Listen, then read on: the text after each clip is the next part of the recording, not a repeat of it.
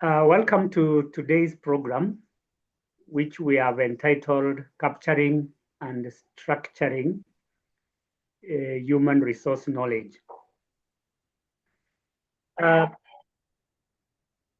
This is a very important topic because when you think of an organization or a world without any documented knowledge, it is a very chaotic organization. This means that there are no records that the organization can use or rely on when making important decisions related to the organization. Without any knowledge or any documentation, it is very difficult to make any reference to any past activities. It is also impossible to do innovations which relies on past knowledge which has never been recorded or captured anywhere. Even strategies that are formulated by organizations, when they are not captured in any form, they remain in the minds of people, which makes it difficult for any organization anywhere in the world to make any progress to achieve its objectives or compete successfully in the market. It is for this reason that we are talking about capturing and structuring human resource knowledge for purposes of record keeping, innovation, and also making important decisions. So having said that, I want us to move to the objectives of this program, which are three. The first one is to learn best practices for institutional knowledge retention. When we talk of best practices, we are referring to any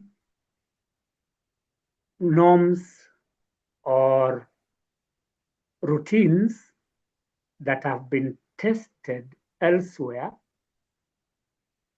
and have been found to be working.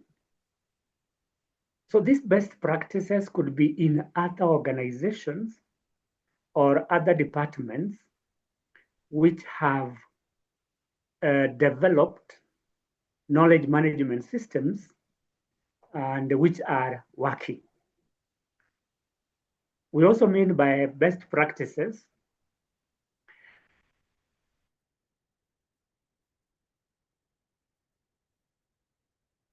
any factual information which have been established through research and that this information is working for organizations. So when we talk of those best practices are the ways in which knowledge is managed in organizations which have been known to produce intended results. Secondly,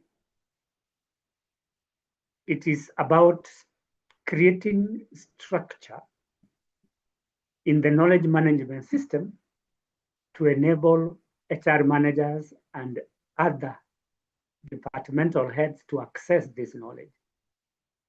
So by structure, we mean a systematic way in which knowledge is created, stored, and shared in an organization. So what are the things that make an organization have structure in knowledge management? Number one is the policies that provide guidelines on what should be done, when, where, how, and by whom.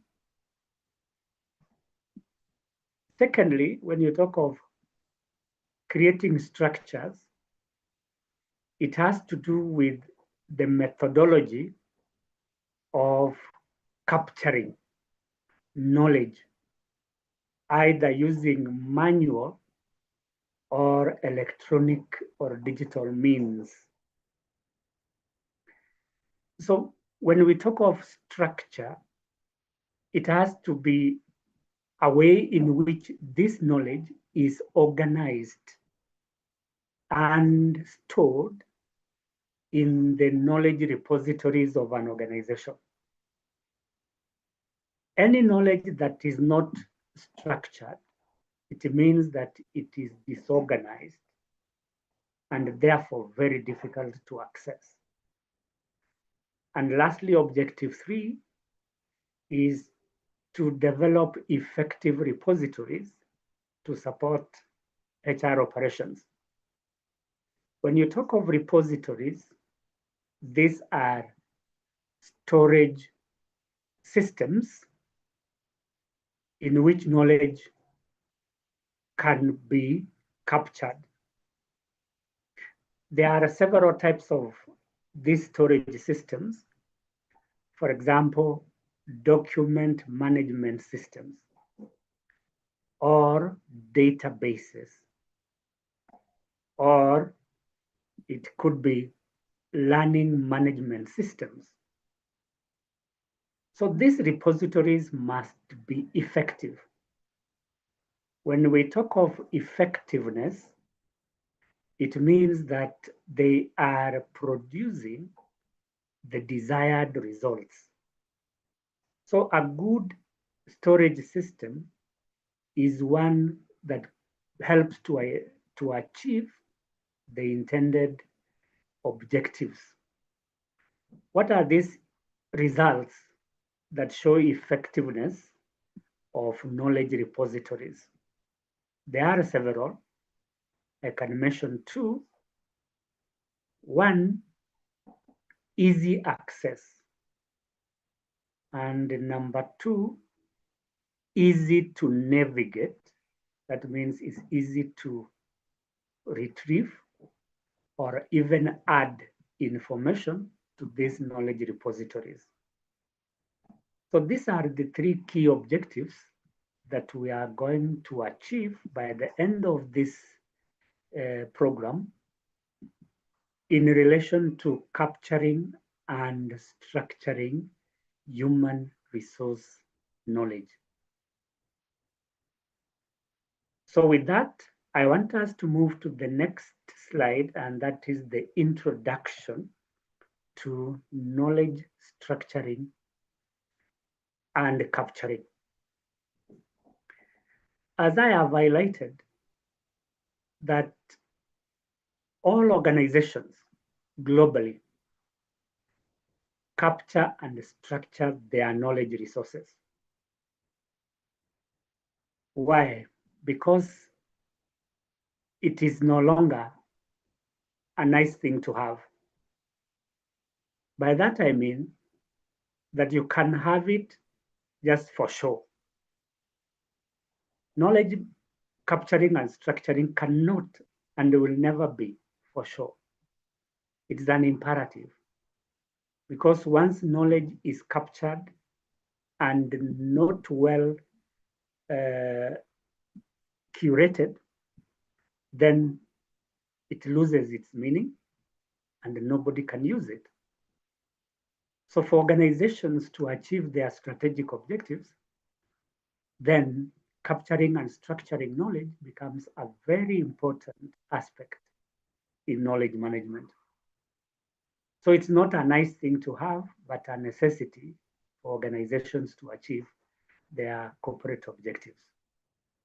And remember, we are operating in a global market environment, and we can easily lose business if knowledge about our customers, about our competitors, about our systems, products, and even processes are not captured well, because the chances of losing this knowledge is very high when knowledge is not captured in the right way. Secondly, knowledge capturing is what drives consistency, ensures compliance, and promotes innovation. What do we mean by consistency? That the knowledge management system should be able to produce the same results today, tomorrow, and another day. This enables HR managers to ensure that there is no bias in the way they handle or share knowledge. And this ensures reliability. So without consistency, there will be very high levels of unreliability. And anything unreliable produces different results each time somebody accesses this.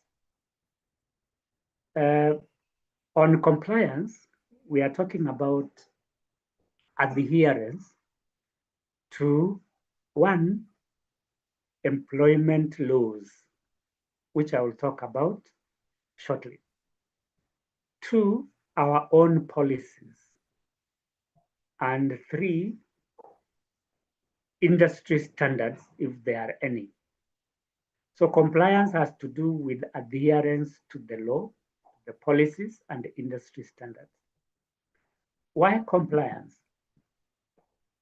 The law requires that we document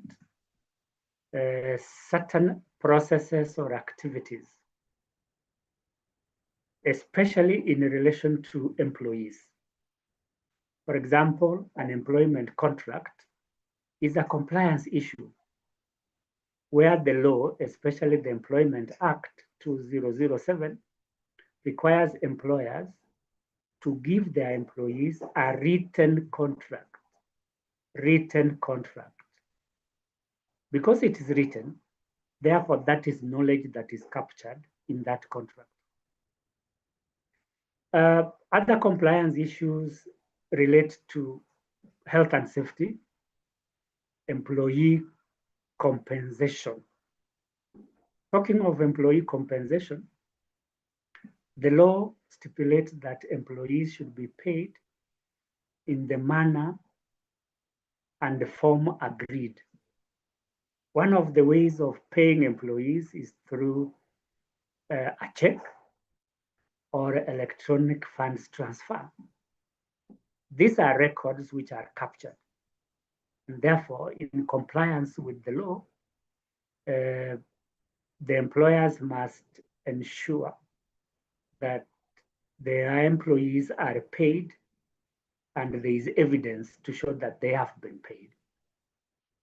And then through capturing and structuring knowledge, we promote innovation. This innovation is about creation of new systems, new processes, new policies, and even new strategies. We cannot possibly develop anything new without having a record of what has happened before. Because some of the innovations that we have around rely on past records. So we improve on those records by way of developing new processes or systems.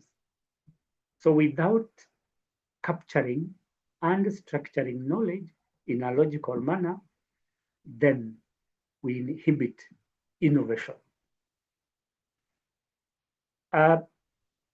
Knowledge capturing and structuring also helps to retain talent, respond to disruptions, and also scale sustainability.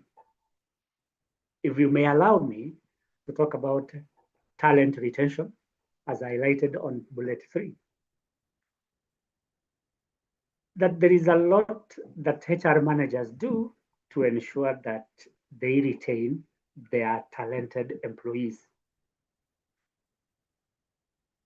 This includes training and development. 2, succession plans. 3, mentorship and coaching. And 4, delegation or job shadowing. These are retention strategies of talent. Without this record, then it becomes difficult to know which of our employees is good at what.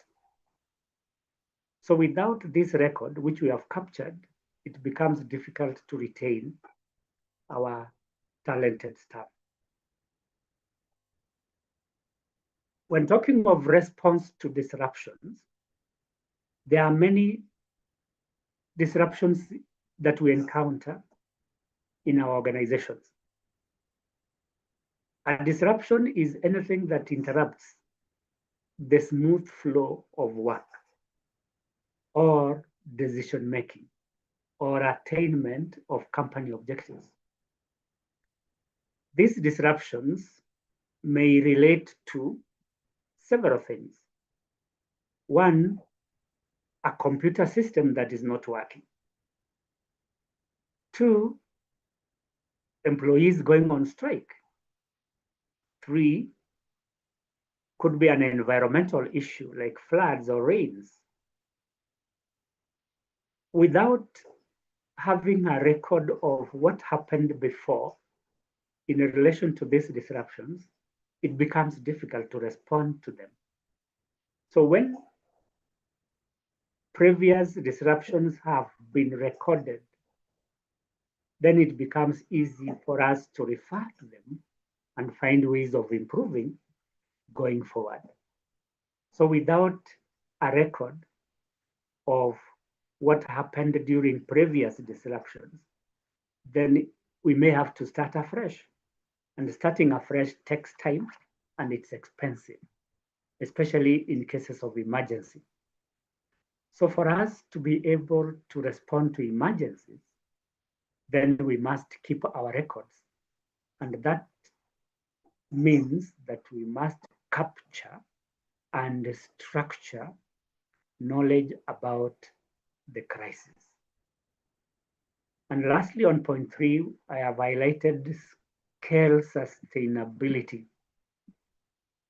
When we talk of scaling sustainability, it means that our knowledge system is able to expand according to the needs of the organization. If not expanding, then it is able to adapt to changes. Or if not adapting, then it is able to sustain or keep the current knowledge resources. So sustainability has to do with continuous performance of the system by way of allowing new information to be fed into the system or adapting to changes in the organization or outside. So it is imperative for our organizations to capture and structure knowledge in a way that it adapts to the changes in our environment. Without adaptation, then it's not sustainable. And anything unsustainable can easily collapse. So we don't want our knowledge resources to collapse. We want them to continue for a long time. And lastly, in our introduction, by capturing and structuring knowledge, we receive or we get positive outcomes. What are these positive outcomes? As I have highlighted, reliable system, and 2, up-to-date HR knowledge. I've talked about reliability on bullet 2, and that is about consistency. That when we capture and structure knowledge and store it properly, then that knowledge is reliable because we can depend on it without any changes. And when we talk about up-to-date, it means current. A good knowledge repository is one that is current. We all are aware that the knowledge that we hold, either as individuals or as organizations, may have an expiry date, meaning that there are many changes in our environment which may make our current knowledge resources to be relevant. So a good knowledge system which has been captured is one that can easily be updated. So when we are updating our knowledge, then we make it up to date. It is current and therefore it's not stale. So having said that, we have said that knowledge is an imperative for an organization to achieve its strategic objective. Capturing and structuring knowledge very well ensures consistency and compliance. And we also ensure that we retain and respond to crises because of the knowledge that we have stored. And this is important for us because we produce reliable and up-to-date knowledge. Allow me to move to the next slide, and that is now understanding knowledge capture.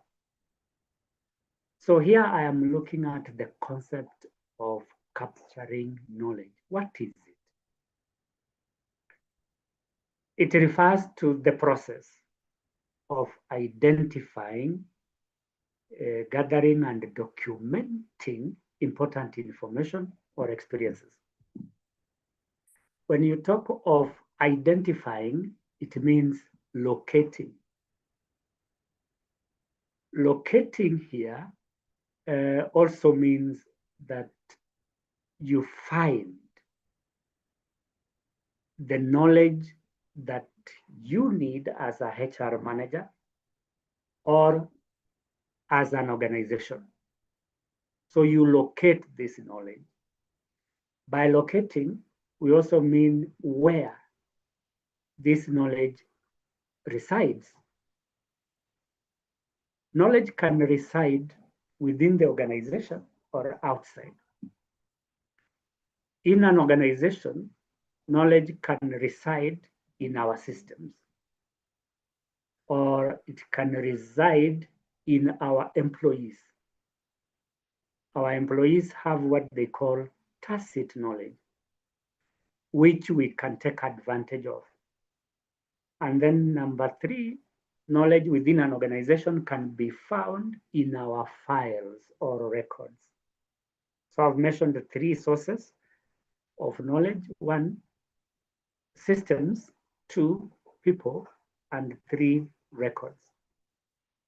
So when you want to capture knowledge within an organization, you should identify its location. And when you talk about identifying knowledge outside the organization, we are looking at several sources of this knowledge. One, our customers. They have a lot of knowledge about us and about what they need. So customers have knowledge which we should identify and find out how valuable this knowledge is. Secondly, outside the organization, we can identify knowledge from other organizations. And this can be done by benchmarking. So you identify valuable knowledge in other organizations. And lastly, we can identify knowledge outside the organization from government.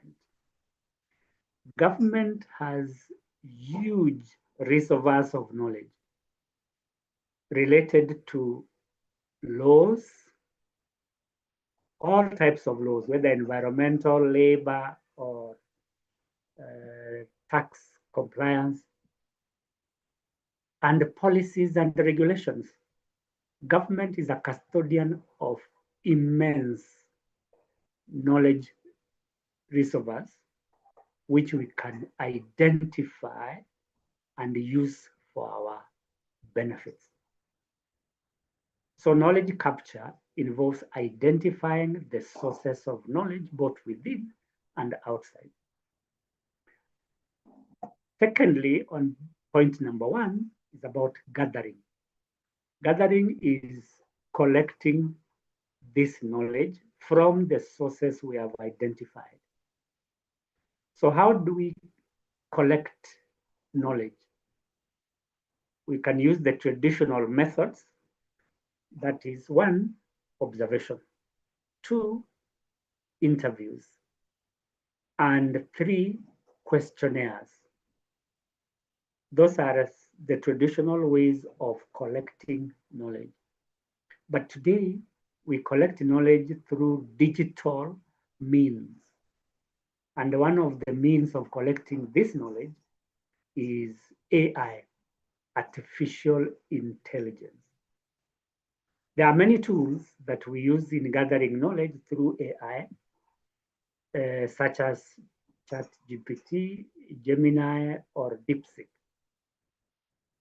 These are tools that mimic human intelligence, and we can ask or query these AIs to give us the information that we need. So again, we have an option of gathering knowledge through digital means or cloud computing, AI. Those are ways in which we can gather knowledge. And lastly, on bullet one is documentation. This is a record. Hard copies of what we do, such as policies, reports, minutes, or any other record that we have, which is hard copy, is documenting. So documenting is about recording or curating knowledge, either in hard copies or in soft form. And this knowledge can be based on experiences of people, their insights, which means their ideas related to HR policies, practices, and procedures. So knowledge capture is about those three key things: identifying, gathering, and documenting important information. What is the purpose of capturing knowledge? It prevents loss. Knowledge can be lost in many ways. I've mentioned one, that is through staff turnover.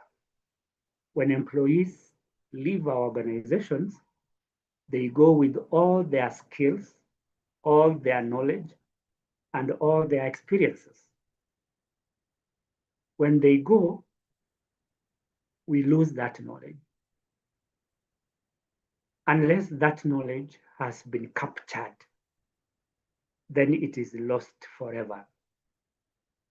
I will be mentioning how we can capture knowledge that employees have. However, we can never capture all that knowledge. There is some knowledge that employees go away with because it is impossible to capture all the knowledge that all of us have. So when we live with some knowledge, and therefore that becomes a loss. To prevent this loss, we capture such knowledge from our exiting staff. Knowledge can also be lost through theft. People getting into our systems or offices and cutting away with the knowledge resources, which means that our security systems might be weak. And that is why they are accessing our knowledge resources and taking off with them. So we lose knowledge through theft. Other ways of losing knowledge is through malware, people infecting our systems with viruses.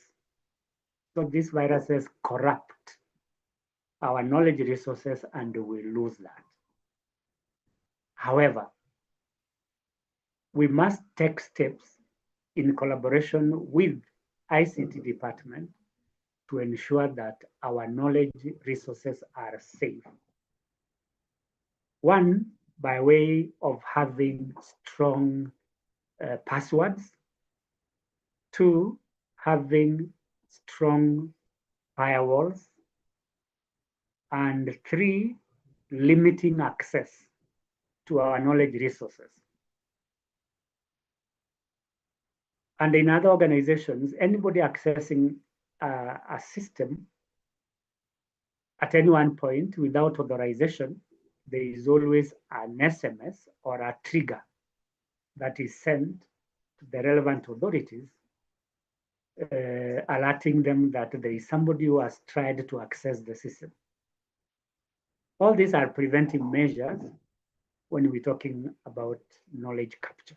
So we don't just capture knowledge, we also must protect it from loss. And lastly, timing of capture. That we must capture our knowledge at the right time. One, not too early, or two, not too late. When we capture knowledge too early, then we run the risk of losing knowledge that may come later. And secondly, if we capture knowledge too late, then again, we are likely to lose critical knowledge after an event. So it should be timely. And this requires several things. One, keen observation of changes in our environment. Two, continuous monitoring and evaluation of our knowledge management systems so that we can capture knowledge at the time events are taking place. And that is why there is need for continuous monitoring so that we capture knowledge at the right time. Because knowledge captured too late may not be useful. For example, during the COVID-19 pandemic, if there was no knowledge about the spread of this disease, then we could run the risk of losing critical staff because we did not capture the way this disease was spread. And that is why sensitization was very important so that people can capture that knowledge and take preventive measures. In relation to human resources, we must capture knowledge at the right time, starting from recruitment and selection. The moment an employee applies for jobs, employees apply for jobs, we capture that knowledge at the time of screening. We also capture knowledge during interviews and also capture knowledge during onboarding. Suppose we don't capture knowledge during those stages, then it becomes difficult to identify the right person fit for the jobs that we are hiring. So we need to capture knowledge at the critical moment that it is needed and not after. In training, the same.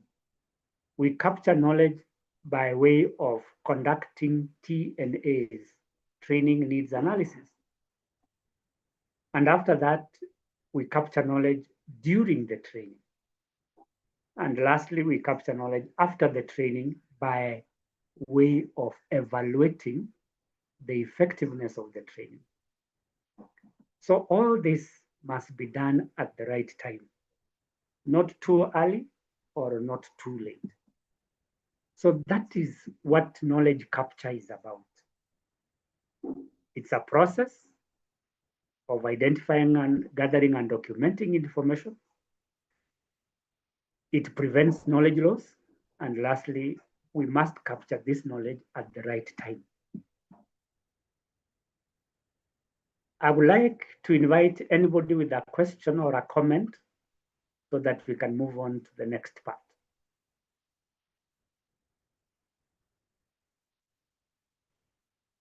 The floor is open for us to ask a question or two.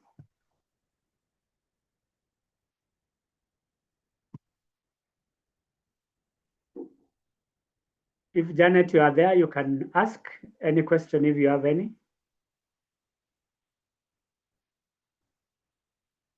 Lillian? Okay. Apparently, there is no question from any of us. And for that reason, I move on to the next part.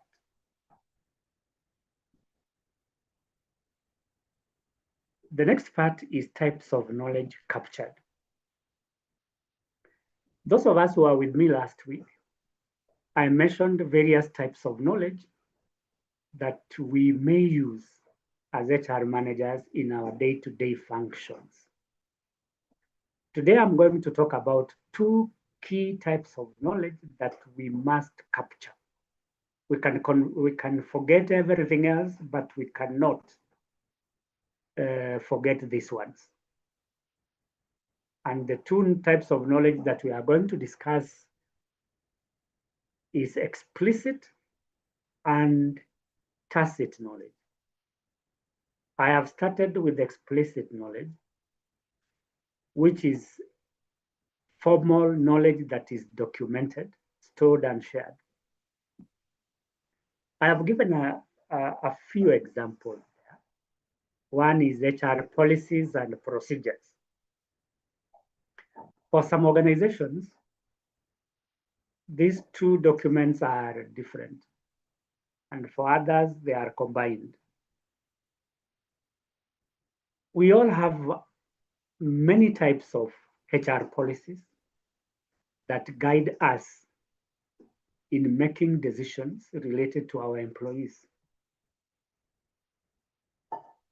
These policies may relate to the following functions.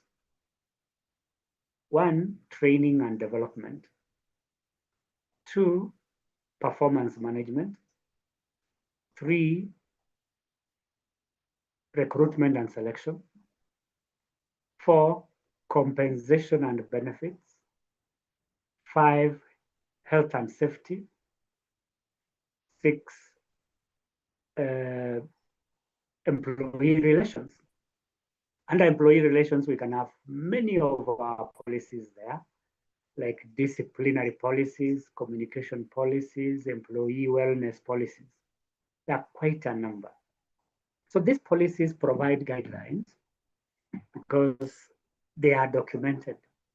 Guidelines on what to do in any of the activities that we are performing related to the functions that I have mentioned. For example, recruitment.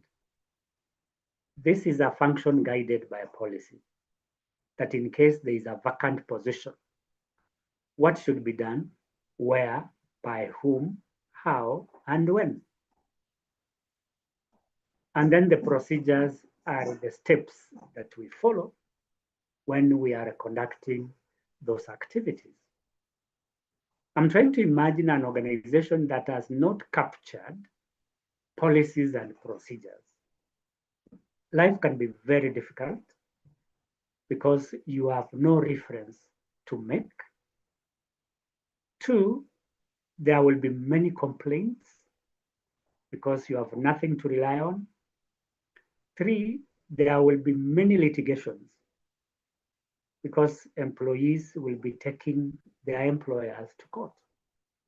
So without this documented knowledge in the form of policies and procedures, life becomes very chaotic, like I mentioned at the beginning. You are trying to imagine an organization without records. Even in our courts, they always say that our courts are courts of records. So if we don't have records in the form of policies and procedures, then it becomes difficult to make any decision which is not biased, which is reliable, and which is factual. So we need to have a record of clear policies and procedures. As we shall mention, that when we are capturing knowledge, we should also do an audit of our records to find out where there are gaps. So in case there are gaps in policies and procedures, we should be able to identify them and take corrective measures. Secondly, is employment contracts and job descriptions, which are documents that we store in our reservoirs and we can make reference to at any time. Employment contracts are many. So I'm also trying to imagine a situation where we don't have contracts given to our employees. These contracts can be permanent and pensionable. It can be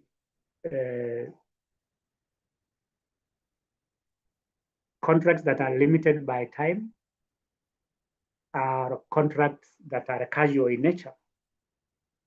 So term contracts are also records.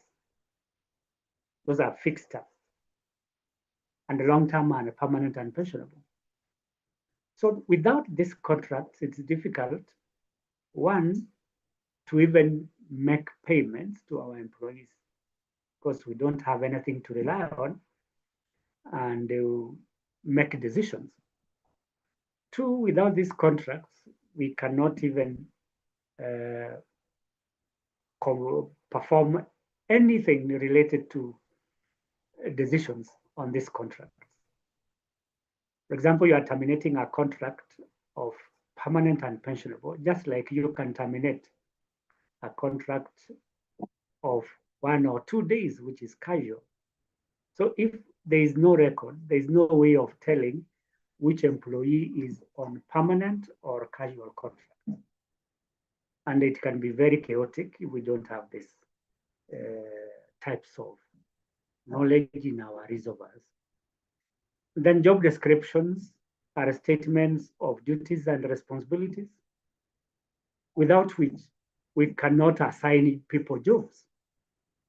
We cannot evaluate them, and we cannot reward them, because decisions to reward, evaluate, or assign duties is based on job descriptions. And for that reason, we must have clear job descriptions for all employees. Without these job descriptions, again, there will be difficulties in making people accountable. So accountability gets lost if we don't have those clear job descriptions. On training, we must have manuals and onboarding materials.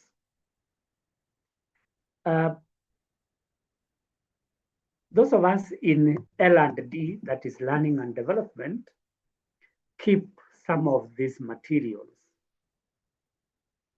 such as training reports or training calendars or even training notes, which we can refer to in case we want to learn something new or find out who among our employees has been trained on what. In relation to onboarding, we are talking about creating knowledge about our organization when new employees join us. So onboarding is the first training that people get when they join an organization.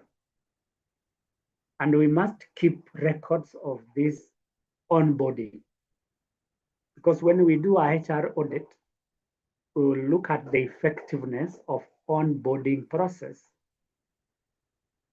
And in some cases, new employees leave organizations because of poor onboarding.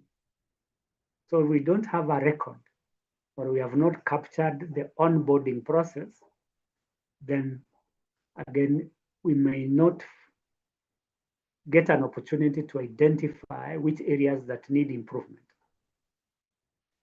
Lastly, I've mentioned performance appraisal forms and guidelines, which we use to evaluate employee behavior and performance. So performance forms are templates which we use from time to time, depending on our performance appraisal policy, to assess whether employees are achieving their targets and what needs to be done to improve them. Performance management and appraisal are very key functions of HR managers. So we must keep a good record of these performance evaluations so that if there is any improvements to be done, we have a record to rely on. I'm trying to also imagine a situation where an employee is put on a performance improvement program without a record. The question could be, on what basis is somebody put on a PIP without a record? And this becomes good fodder for the employees to go to court if that employee is dismissed on account of poor performance. And that is why employers lose cases in court because of poor record keeping related to performance appraisals. Every effort must be made to document all performance appraisals so that as employers, we have a good case in case an employee does not meet the expectations. And how do we capture explicit knowledge, which we have said is any documented knowledge, whether electronic or manual? We can capture this in several ways. One, we can capture them through databases, documents, SOPs, or handbooks. I want to believe that all our organizations have a record stored in databases, records of HR policies, employment contracts, or training manuals, or documents.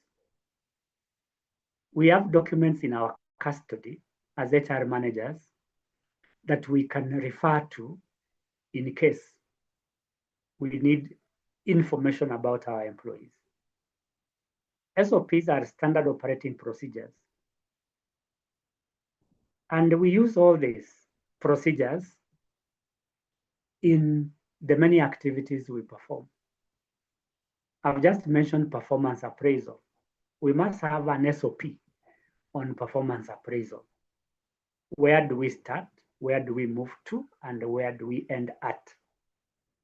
So these procedures standardize our activities so that there is no bias.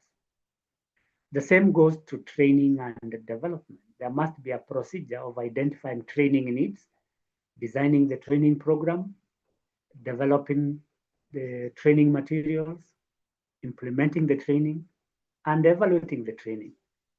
So for some of us, those are the steps that are followed in training, and that becomes our SOP.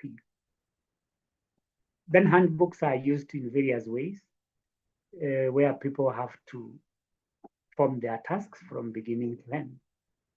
So all these documents are ways of capturing knowledge, and they must be captured in a systematic way. Very shortly, I will be talking about tools to capture various types of knowledge, including explicit and tacit knowledge. So that is one type of knowledge that we must capture.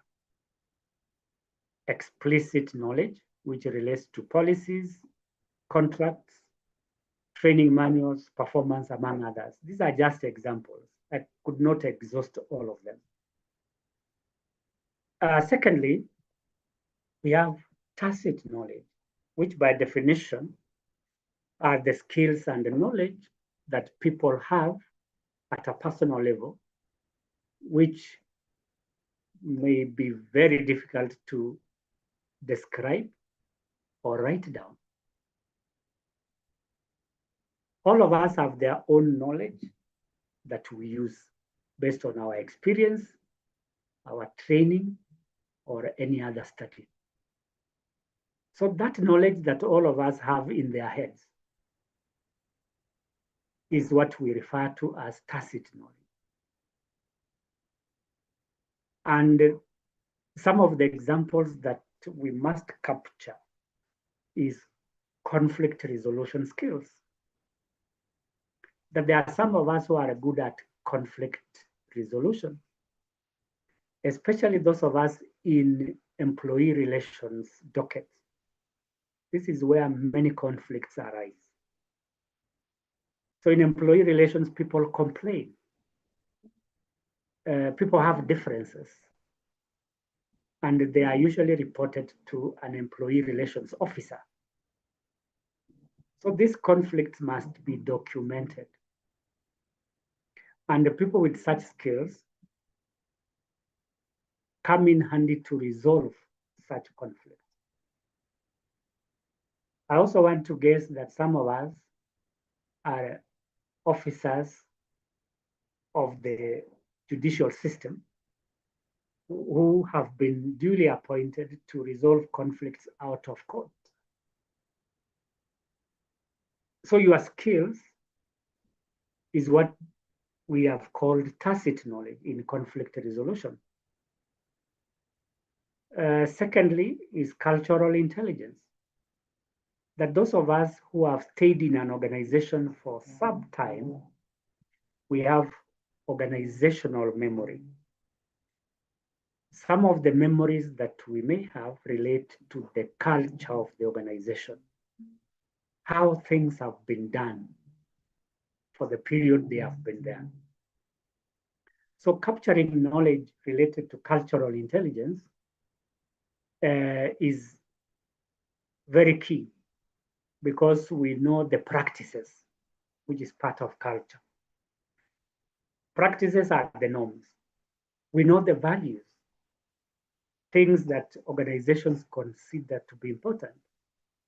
We also have a belief system, those things that are factual about the organization. So employees who have organizational memory are said to have cultural intelligence, where the organization has come from, what it stands for in terms of values, and their practices, which are their norms. This can be shared with other people, especially the new ones, when we are doing mentorship for the new ones or onboarding the new ones. We need people with cultural intelligence. Similarly, we also have leadership insights. Some of us are very good leaders. Who is a good leader? One, he or she is visionary. Two, he or she is strategic. Three, he or she is knowledgeable. Speaking of knowledge, that a good leader must have knowledge of his or her organization, products, employees, and the environment in general. So leadership insights could relate to the vision he or she has, the strategies of achieving better results, or ideas that can help improve the systems, processes, and procedures. So these insights are personal in nature based on individual experience that people have gained over time. However, there are those who have natural leadership skills. That's why they say that some leaders are born. Some are made through training, education, and experience. But there are those born leaders who have these great ideas on what should be done. And that is why in some cases we use such people in what we call reverse mentorship, where junior staff who may not have experience can mentor senior managers. And this should not be a surprise because all of us are endowed differently, whether you are young or old. What the young people can do, we may not do as people who are older. And then another type of knowledge is negotiation techniques, especially those of us who deal with trade unions.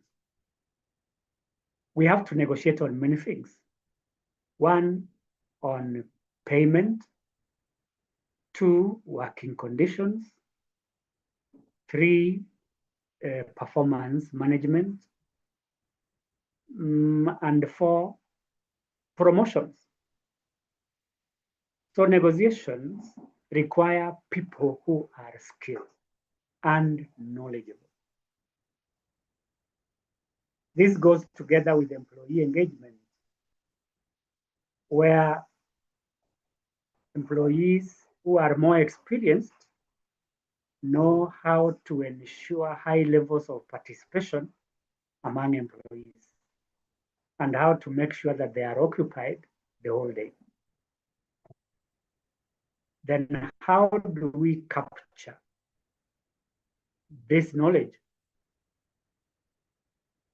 Because it's not recorded, we can only do it through storytelling. Telling stories about where the organization has come from, what it's doing now, and possibly what they are likely to do in future. They also tell stories, especially those who are older, tell stories about their culture, which relates to norms and values. We also tell stories about successes and failures. So that is tacit knowledge that can be shared through storytelling. Another way in which knowledge can be captured is mentorship. As I have indicated, both young and old people can mentor each other. This is a structured learning process where mentees learn from mentors, depending on their skills and knowledge. So this structured method helps employees to learn from their mentors.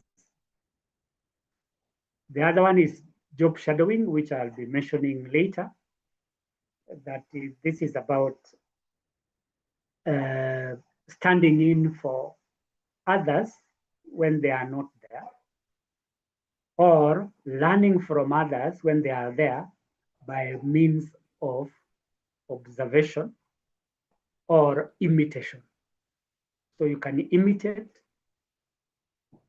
or observe somebody performing a job, and that is job shadowing. So another way of job shadowing is standing in place of another when they are not in. For example, temporary promotion is a form of job shadowing. And then reflective interviews where people are asked to think about an issue and share their thoughts and insights with others.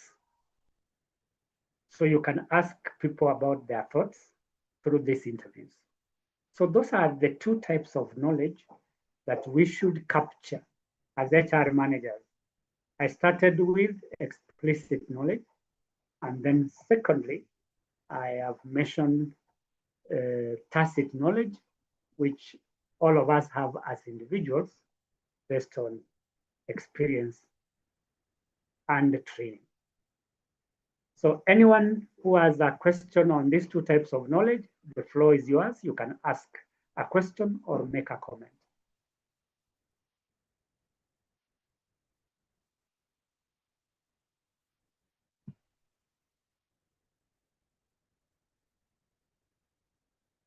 Lillian, if you are there, you can ask a question or make a comment.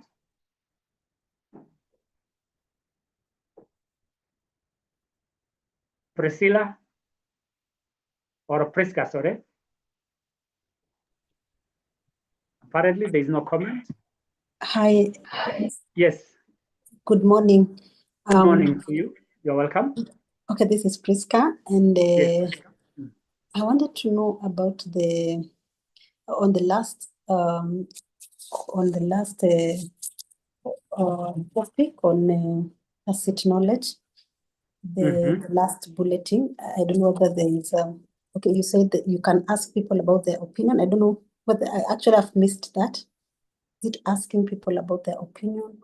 So if people are not willing maybe to give out their opinion, how are you going to collect that knowledge? Because I don't know whether these are the tools that you had mentioned earlier that you will also take us through the tools to capture the knowledge. So I think that is my question.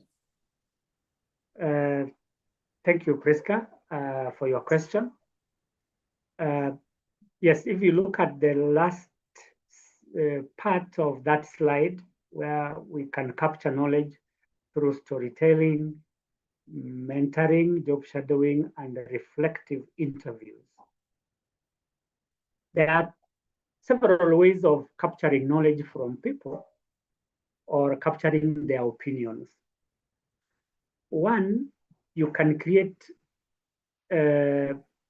electronic systems in the form of dashboards where people can post their ideas and opinions related to their jobs or the organization in general. This becomes a good feedback on what is happening in your organization. So number one, electronic or digital systems like dashboards where employees can post their opinions, and that becomes a way of capturing these ideas or insights. Secondly, in an ideal environment is where people are working in teams, teamwork. It is expected that in these teams, people cooperate and work together to create that synergy. So to obtain their opinions, they can share this in their groups or in their teams. It could be physical teams within the organization or virtual ones, where people can share their opinions and their ideas on how best they can perform their work. Or thirdly, we need to create a culture of openness where people are free to share their ideas or insights without the fear of reprisal or intimidation. In such an environment, people can freely express themselves so that we can capture those ideas and also act on them. Lastly, or second last, we can create anonymous systems where people can give us their opinions without telling their names. They exist in organizations, and you must have effective whistleblowing systems, especially when the issues are sensitive, so that we can capture their ideas and opinions without knowing who they are. And lastly, those of us in government maybe have used this system, or even in private. We have an ombudsman office. So this office is where employees can make their complaints and their views presented so that we can gather as much information from them. So the Ombuds office can exist within the organization or outside, where employees can report issues that affect them without the fear of intimidation. So those are the ways in which you can capture ideas and opinions of people so that it becomes part of sharing the tacit knowledge that we have mentioned. I believe I have answered your question. Yes, you did. Thank you. You're welcome. So let's move on to the next part, and that is purpose of knowledge capture. Why do we need to capture this knowledge? There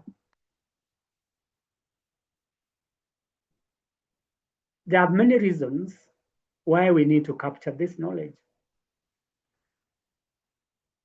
On point number one, I've already mentioned it, that knowledge can be lost in several ways, either through turnover, that is voluntary resignation, retirements, or silos. I want to talk about retirements and silos briefly. People can retire in two ways. One, upon attainment of the mandatory retirement age of 60 in the Kenyan case. And for those who are physically challenged or abled differently, they retire at 65. They have a bonus of 5 years. And then there is another type of retirement that is early retirement. Either way, knowledge is lost through those retirements, especially early retirement. People retiring at 50 or 51. They go away with all their knowledge. But with systems that capture their knowledge, then we should not worry about their retirement. And as I will mention, there are various ways of capturing tacit knowledge, either through brown bags. I will mention that, brown bags. 2, through mentorship. 3, coaching, or collaborative work teams.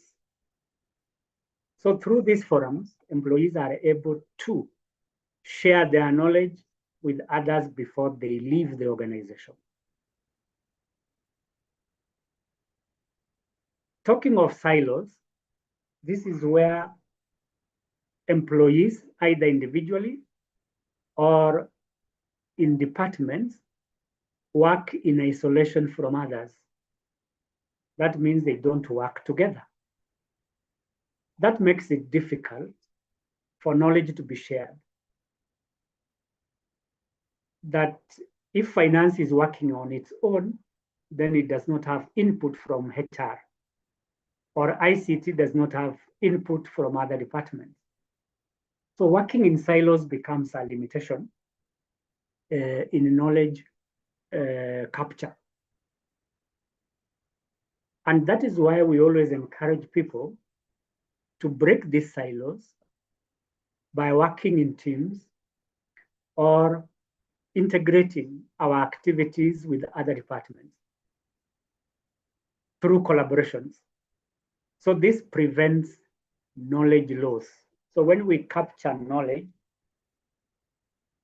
we are able to break these silos by way of collaborations or by way of teamwork. Then secondly, knowledge capture helps to boost productivity. I've mentioned two things there. One, redundancy, and 2, reinvention. Redundancy is about duplication of knowledge. That we have knowledge that is not useful because it is duplicated. Or if not duplicated, it is not useful. And why is it not useful? Because it has become irrelevant. So irrelevant knowledge is not useful in producing anything. So we capture critical knowledge that is relevant and up to date to avoid redundancy. And secondly, reinvention. As I mentioned from the beginning, that an organization without a knowledge reservoir will have to reinvent everything. That anytime you have a new invention, it gets lost along the line because there was no capture of that invention. So you will have a lot of time spent trying to reinvent the wheel instead of using the wheel that has already been made. Thirdly, knowledge capture supports decision making. We make many decisions on a daily basis. And some of the decisions we make are based on documents that we keep in our systems.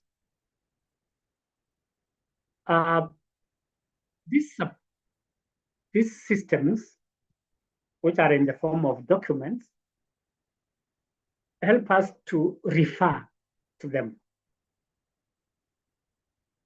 When we make reference to them, we get to know what happened, how it happened, where it happened, and by whom. So that we have something to rely on because we have already captured that knowledge.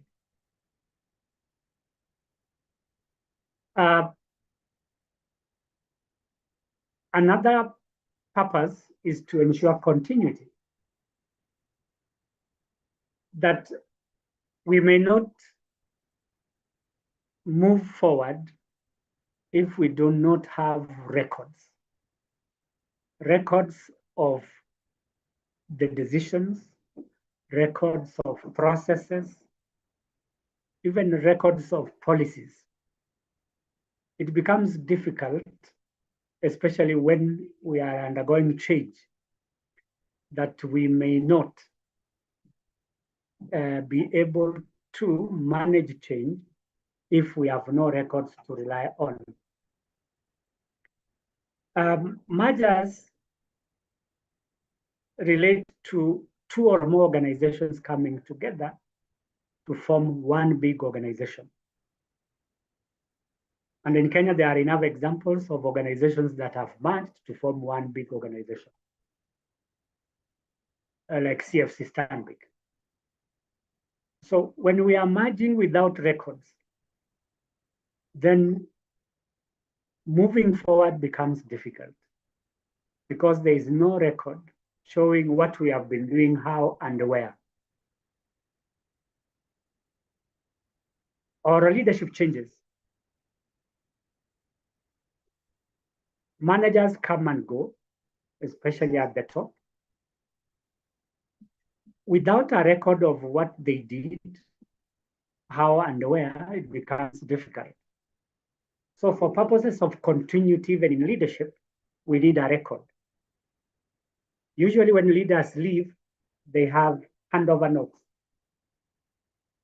These handover notes guide the new managers on what has been happening or what is pending. So when we have captured knowledge effectively in our reservoirs, then we are able to ensure continuity, that we can base our decisions, even our projections, into the future based on records. Then another purpose is compliance. I have mentioned before that compliance has to do with the adherence to several aspects. One, the law. Two, policies. Three, strategies. And four, industry standards. Compliance helps us, rather, knowledge capture helps us to comply with the legal requirements. For example, when we undertake a disciplinary process, there must be a record of what the accused person did, the processes involved, and the final decision of verdict. This is a legal requirement that due process must be followed. So when you keep a record of aspects like disciplinary procedure, then we are safe from the legal risk where employees go to court to sue our organizations. The other purpose is enhancing training, starting with onboarding, which is the first training that employees receive when they report to the organization. So during onboarding, we use documents, and this document is knowledge captured. Documents like policies, manuals, SOPs, among others. We also use captured knowledge in the form of learning materials, which could be in our learning systems. So the learning materials may include notes or may include training manuals. So this helps organizations to ensure that training is enhanced and that we do not lose training because training lost means that we start afresh. Just a second.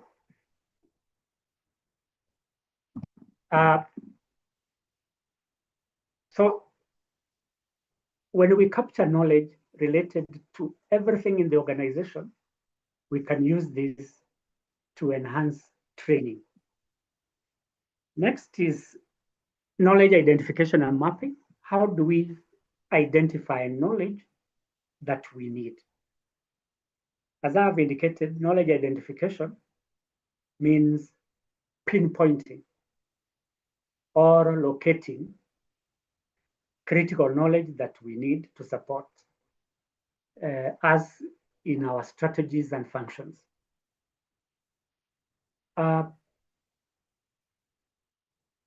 Not all knowledge is essential. Some knowledge might be valueless. So I indicated that there are several ways of identifying knowledge within or outside. So within an organization, there are various knowledge sources. Like I said, employees may have this critical knowledge. Two, documents, critical knowledge. Three, digital resources, that is knowledge. So we should be able to identify knowledge resources wherever they are so that we are able to use this knowledge as and when need arises. We can also identify knowledge through observations, through interviews, or through surveys or questionnaires.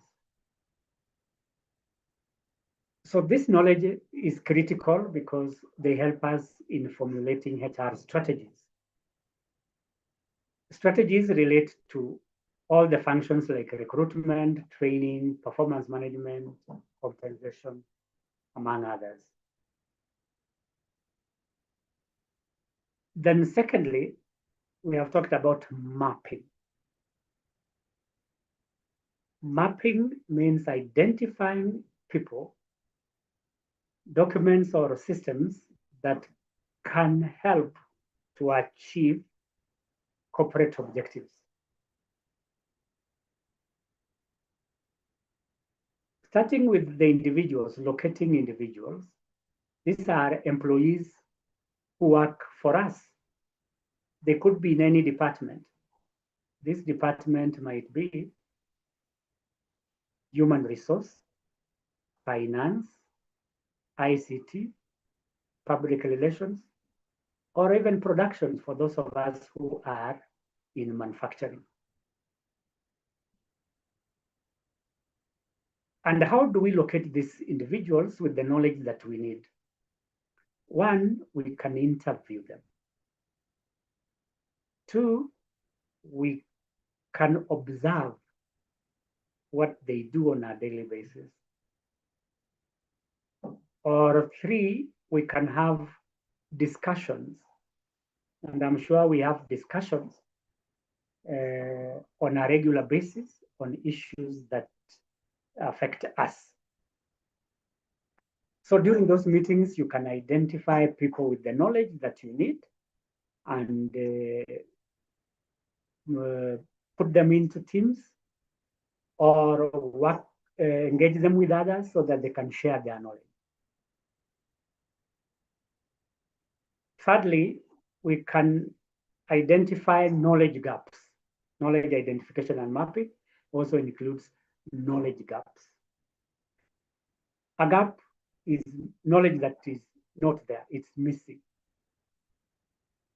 And missing knowledge may relate to one, something that is lost, knowledge that is lost. It could be a document or it could be a person. Or secondly, it is knowledge that is not captured. So knowledge that is not captured may miss from our systems. So knowledge identification involves pinpointing gaps in our systems. So these gaps may relate to the functions that we perform, like I have indicated before. One, recruitment. Two, training. Three, HR planning, among other areas. So in recruitment, you might have a knowledge gap. For example, job analysis, that we do not conduct job analysis before we advertise positions, which means that we do not have knowledge of new things that have emerged in the recruitment and selection process.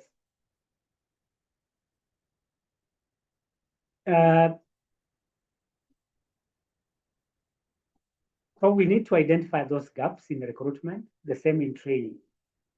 In the training process, you might have a gap, and usually, from my experience, the gap is the evaluation part, where some organizations don't have formal systems to evaluate the effectiveness of a training program, where we are identifying one, transfer of learning. What have people learned?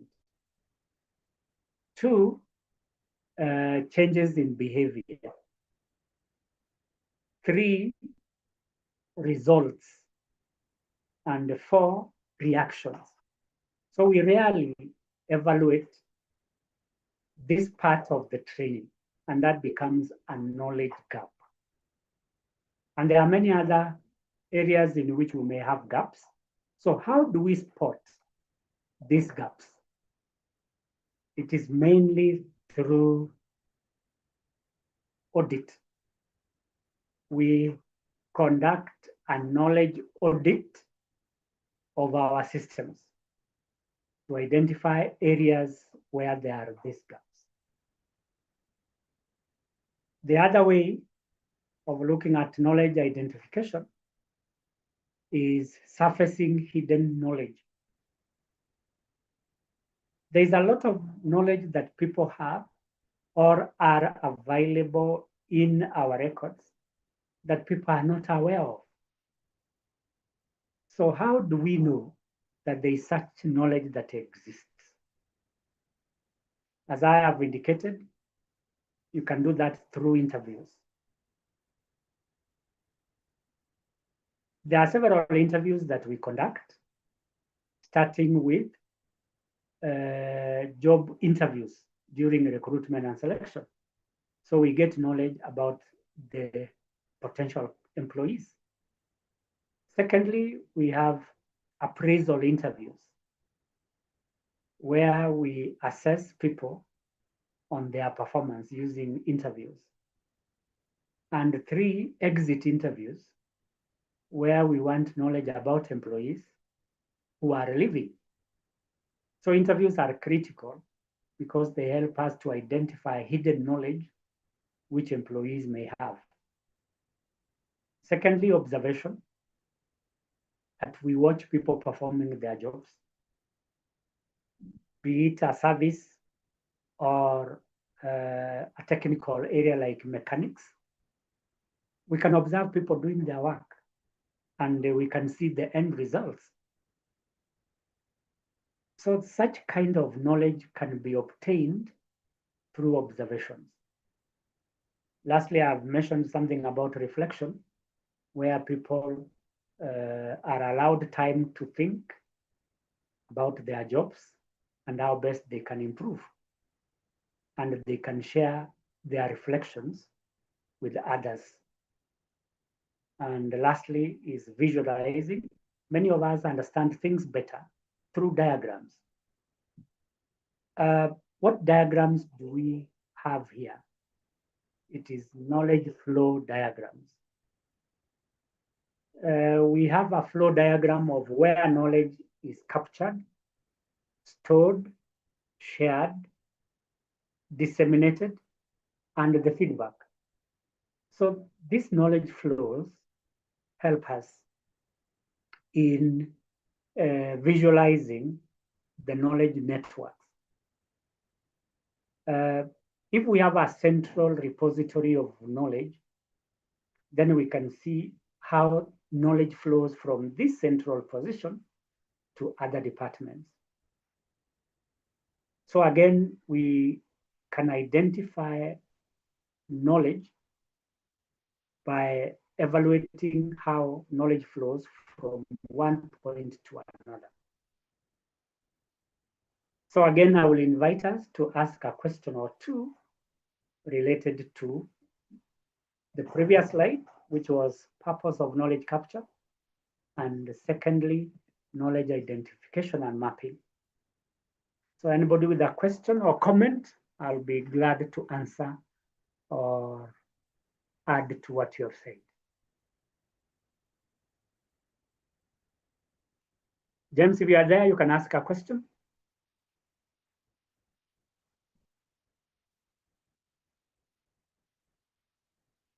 Lillian? Meshach? Sheila?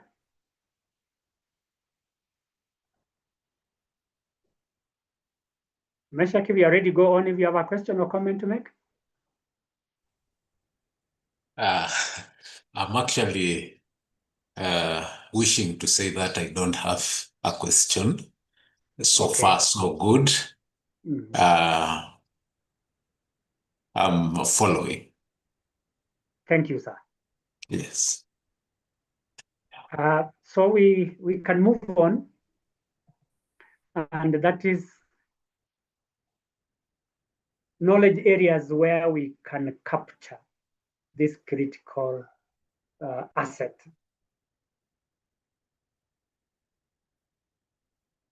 Talent management is one of the knowledge areas that we need to capture.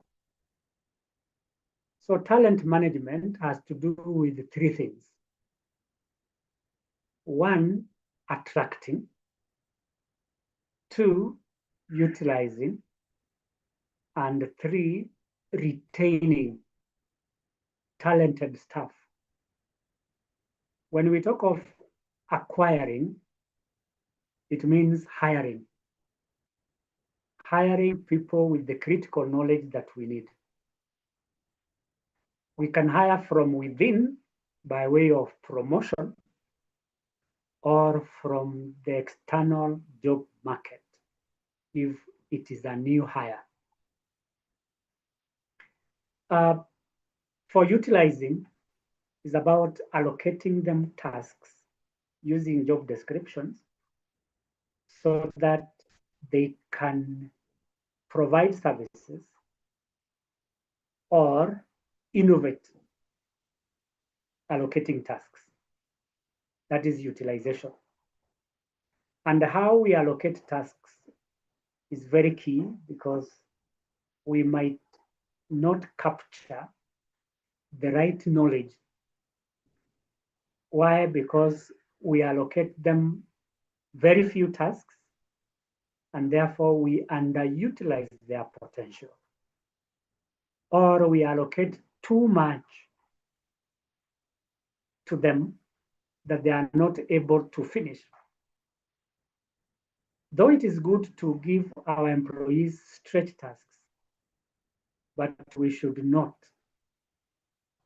in the process, create burnout, where employees are stressed and cannot perform. That is not a good way of utilizing our employees. And lastly, retention. How do we keep this talented staff? There are many strategies which I will mention as we move on. So what are the critical areas to be captured in talent management? One is workforce planning, where we are projecting into the future in terms of the demand and supply of our employees. Through human resource planning, we are able to identify the critical skills and knowledge that people have or might have in future. So this can be done by comparing our current workforce and the future workforce that will be needed. And here we can identify a gap. For example, in the future, we might anticipate adoption of technology. So we must start planning now for that technology. And how do we do that? We train people so that they can acquire new knowledge about that technology. Two, we may have a surplus if we automate our processes. So again, we need to look at our talent. Who are these people who are likely to go? Because we have excess workforce as a result of automation. So people have to exit. And again, we need to retain those who are good at what they are doing. Secondly, succession planning, where we prepare people to take over positions of leadership. And we can do this through mentorship, through coaching, through training, through delegation. And that's part of leadership development. Performance management is about evaluating performance of employees on a regular basis through appraisals. So we plan, we evaluate, and we monitor performance of people so that we ensure that we are optimizing their skills and knowledge. And lastly, retention strategies is where we are keeping our talent, either through improvements in their compensation and benefits, improvements in working conditions, and also improvements in their levels of engagement. Secondly, another area is employment law and the labor relations.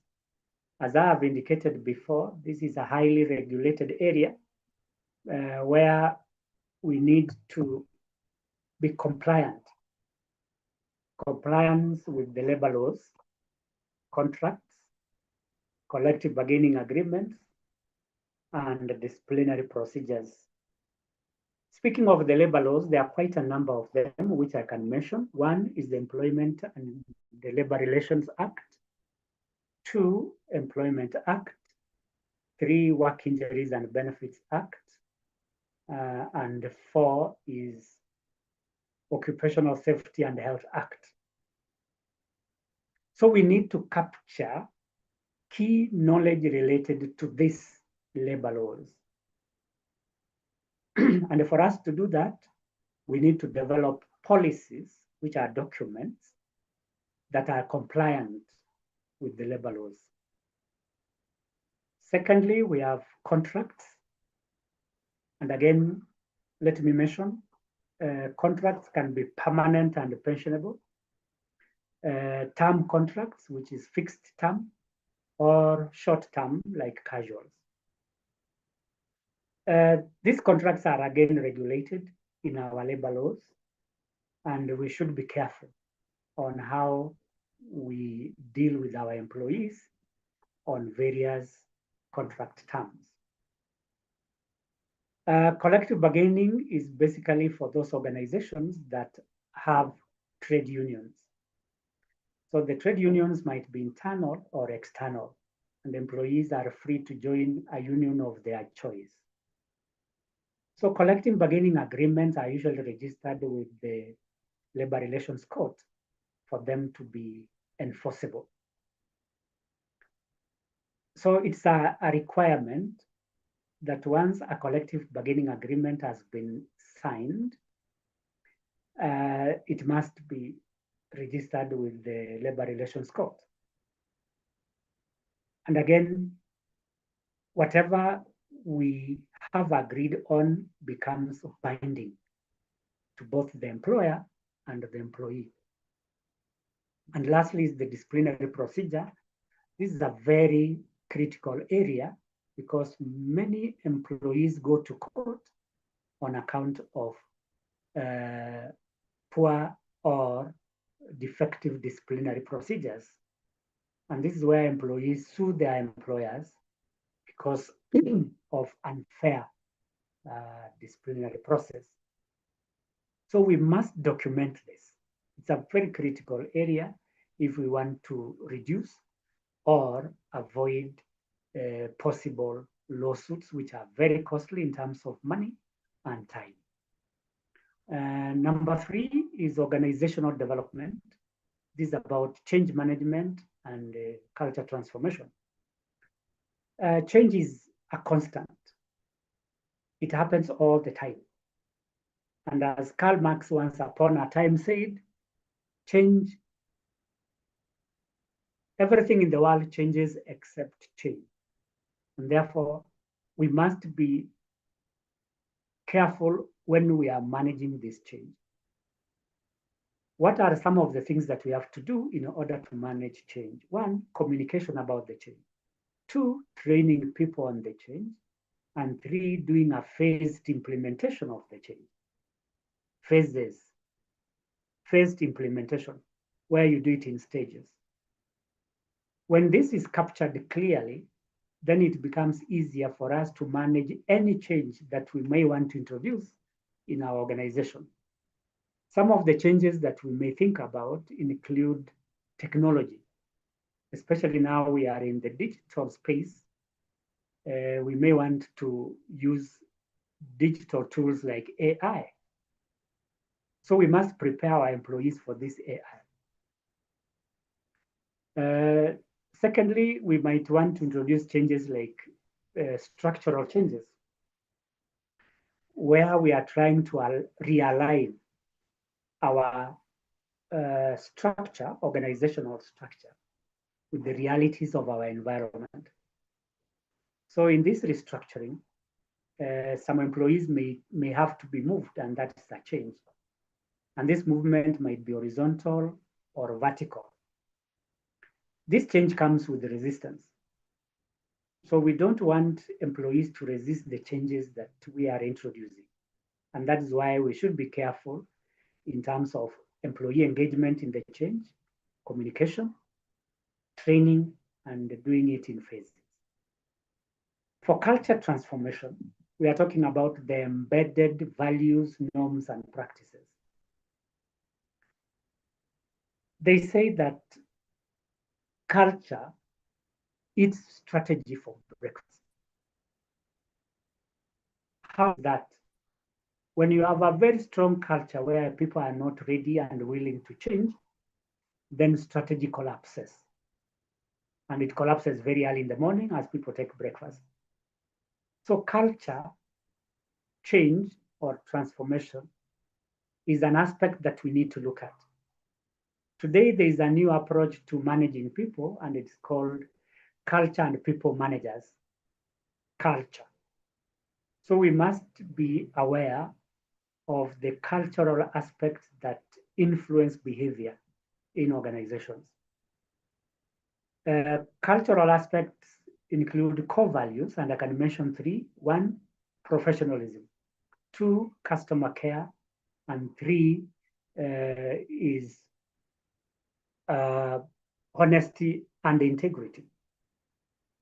These are values that we all want to promote: professionalism, honesty, and customer care.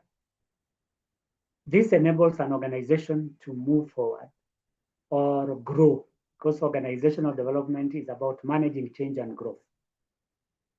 Then there are other aspects related to OD, organizational development, and that is employee engagement, organization design, and team dynamics.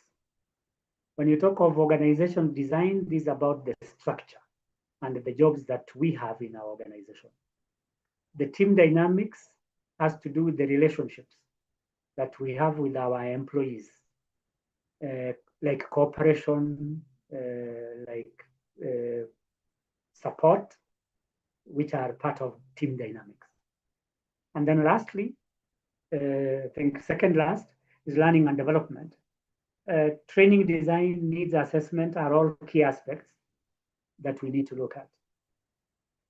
A little while ago, I mentioned something to do evaluation of training impact. That is a critical aspect that we need to capture. That if we want to ensure success in learning and development, we must evaluate the impact of our training by looking at the four things I mentioned. One, results. Two, behavior. Three, learning. And four, reactions. All this affect the effectiveness of our training. And they have long-term impact if it's not managed well. Going forward again, this is compensation and benefits. We must document very clearly job evaluations, salary structures, bonuses, incentives, and monetary benefits. Allow me to address myself to the first aspect, that is job evaluation. This is a process, and this process involves assessing the relative value of a job. A job is valuable in the sense that one, it contributes to profits. Two, it is risky to perform. And three, it is essential for survival of the organization. So if that is the value, then we must do several things in job evaluation. One, conduct job analysis to identify jobs that are critical to the organization, as well as duties and responsibilities. Then secondly, we must conduct salary surveys to identify best practices in the market. And then from the salary surveys, we develop job structures or salary structures. So this salary structure might be graded pay systems or family structures. So it is critical for us to keep a record of job evaluations because this gives us a basis for making decisions related to payment or compensation and other benefits. Another one is HR analytics and workforce planning. HR analytics has to do with data collection, analysis, and interpretation to make decisions. Today, as HR managers, we cannot do without HR analytics. These are measurements related to various activities and functions within our system. This analytics help us to determine turnover rates. Turnover is the rate at which employees leave the organization. So there is a metric where we calculate the number of people who have left. If the rate is very high, then we are doing poorly. We can also do the reverse, retention metrics. If we cannot retain 85% of our employees, then we are not doing well, 85%. And again, this depends on the industry. In industries like ICT, turnover rate might be high because of the mobility of the young people that we have in our systems. Another area, critical area of knowledge capture is diversity, equity, and inclusion. Diversity has to do with the different employees that we have from different backgrounds, such as gender, education, ethnic background, and even race. Equity has to do with the fairness that in our dealings with our employees, we should exhibit or demonstrate fairness. Whether it is promotion, there should be equity, performance appraisal, equity, as well as compensation. So we need to do several things in order to promote diversity, equity, and inclusion. One is training. We train people on diversity so that we not only bring on board people from different backgrounds, but also celebrate diversity. Secondly, we develop policies on diversity, especially on recruitment and selection. Our policy should be equal opportunity employment. And then do bias awareness through communication within our organizations. Lastly is the use of technology in HR, that is human resource information systems and tools. That by using of these tools, we are able to, one, capture knowledge that is critical in the management of people. Two, we create a reservoir of knowledge where people can access information that they may need, for example, leave application or some performance management or disciplinary aspects. So these are tools that we can use to create knowledge repositories. And today, like I mentioned, HR managers are using AI tools to, one, improve recruitment and selection, two, training and development, and three, workflows.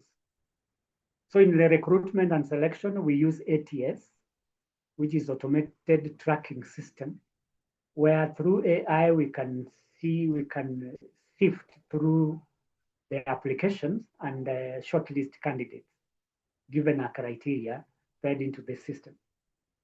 E-learning, where people learn from a distance, are platforms that we can use as HR managers to enhance learning. And this e-learning is very critical because it enables organizations to create a learning culture. And lastly, we have talked about workflow automation. where some processes may have to be automated, one, to cut cost, and secondly, to reduce time so that customers can be served within a very short time, because our customers may not have waiting time.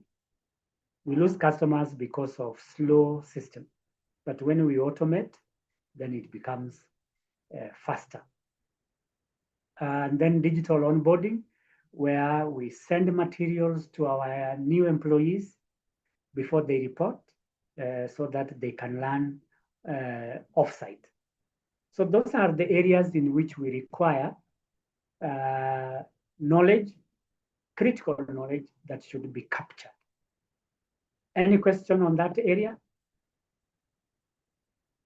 I may have not touched on many other areas like health and safety, human resource planning, and employee relations. I couldn't capture all of them, but these are examples of critical functions in which we can capture knowledge. Any question?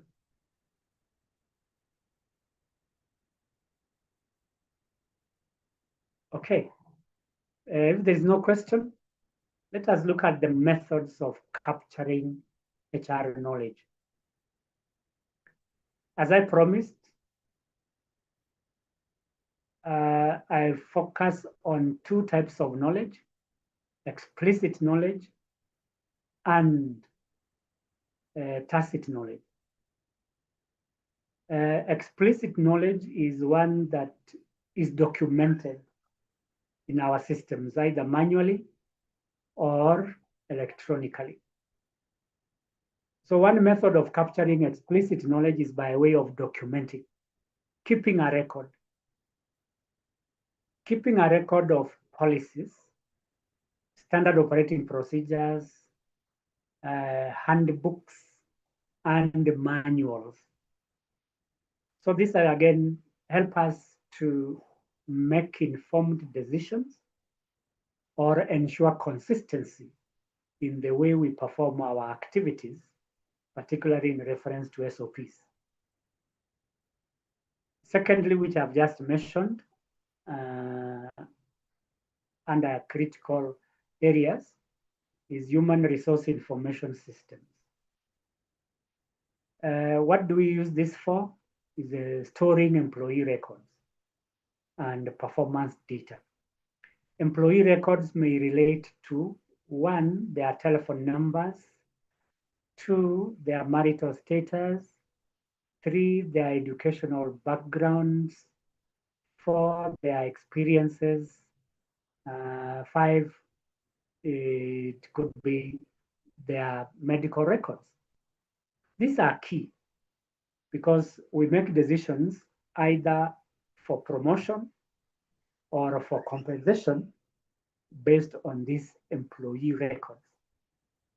On performance data, we do performance evaluations either quarterly, biannually, or annually, depending on our policy.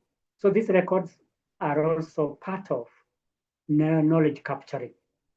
So we use HRIS systems to store records and performance data. We also have templates and forms. We have templates related to recruitment, onboarding, training, performance appraisals, and even disciplinary procedures where people have to fill forms. So again, a template is a way of capturing knowledge, and we can make reference to these forms as and when need arises in future. Internal databases, these are a collection of data that we keep in our offices, which may not necessarily be a shared database. And in HR, we talk about databases of job descriptions. We are the custodians of job descriptions in our organizations. And depending on the nature of our organization, whether it's service or manufacturing, so we have all types of job descriptions. So in case somebody wants his or her job description sent to them, we can always get into our databases and send this job description. In case we want to review our job descriptions again, we go into the databases and review them. The same with organizational charts. Why should we have a record of organizational charts? For several reasons. One, succession planning. That we cannot plan for succession if we don't have a clear organizational structure. Two, promotion. We should have a record of organizational charts to show the positions to which people are promoted. And three, training. Training, particularly onboarding. When we do onboarding, we introduce new employees to the various functions and positions in the organizational structure. So we can demonstrate the position of the new entrant using these organizational charts. And lastly, we may have a database of training materials, which we use from time to time when our employees need to upgrade their skills and knowledge. Another way of capturing knowledge is meetings, minutes, and reports. And again, as I have mentioned, we hold many meetings during the week or month. It could be support staff meetings or managerial meetings. In these meetings, quite a lot of issues are discussed, which should be recorded in minutes. The same happens with project reports. One may wonder, which projects are we talking about in human resource management? Almost every function that we perform in HR can be looked at from a project perspective.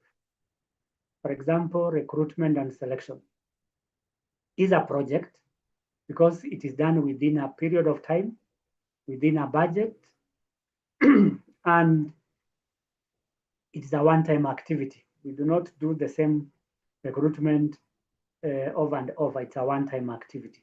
That qualifies it to be a project. So in project reports, we need to write a report on recruitment and selection. We can also write a report on performance management or appraisal. We can write a report on disciplinary procedure. So again, we can benefit from a repository of these reports when we need to refer to them. So these reports provide a summary of meetings, planning sessions, and post-event evaluations.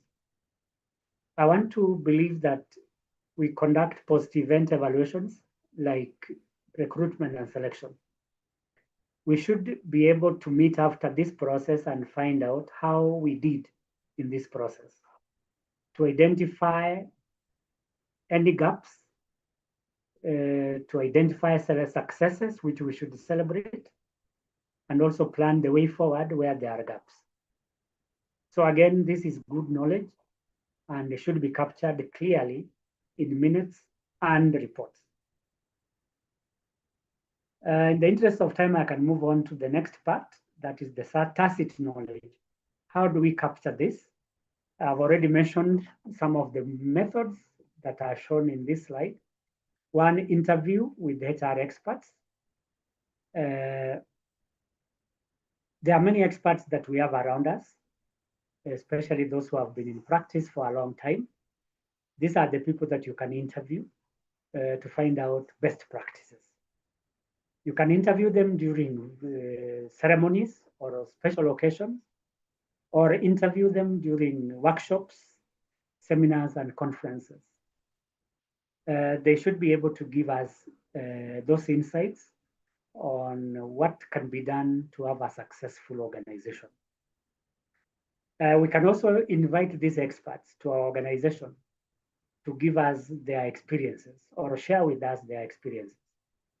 So in this way, we are able to capture knowledge from the HR experts within or outside. I'm not saying that experts are only found outside. We may have experts within. And you and I are the experts, and we should be able to advise the organization on HR matters. Secondly is mentorship program, where junior staff are partnered with senior ones and vice versa to improve their performance. So mentorship is an opportunity for people to learn from each other. And when they learn, they acquire knowledge. Thirdly, communities of practice, where we create teams and groups through which people can share their experiences, their knowledge, and their expertise. So through these communities of service, we break down the silos that I mentioned so that people don't die with their knowledge. They have an opportunity to share with others. The other one is after action reviews. That is, after the project, we are able to touch base and review what we have done, how, where, when, and identify ways of improving. Usually when you talk of next steps, it is about what has happened and what are the lessons learned. And from the lessons learned, we are able to make recommendations on the next steps. This is a way of continuous improvement. After action reviews, provide us with the knowledge of what has happened and what are the next steps that we should take. Lastly, storytelling. I mentioned it at the beginning, that we tell stories about ourselves, about our experiences, about our performance, and about our history. So we share knowledge about all this.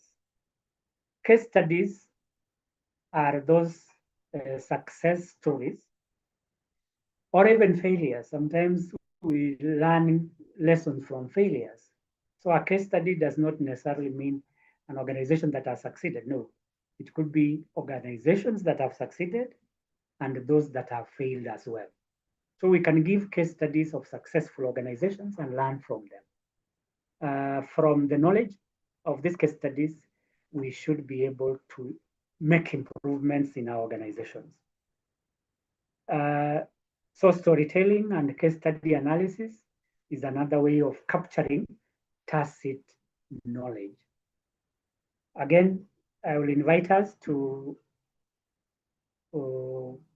probably make a comment or ask a question related to these two types of knowledge capture, that is explicit knowledge capture, and tacit knowledge capture. Any question?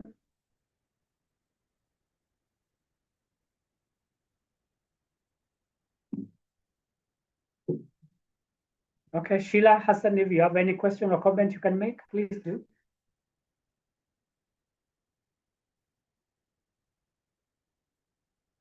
I'm good, Prof. Continue.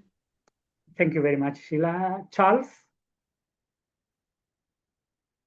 if you are there, any comment?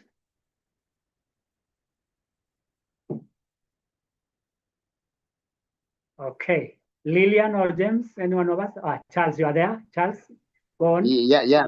Thank you for the presentation. I don't have any comments. Thank you. Oh, thank you. Yeah, thank you. I hope we are progressing well. Yes. Thank you. James, any comment?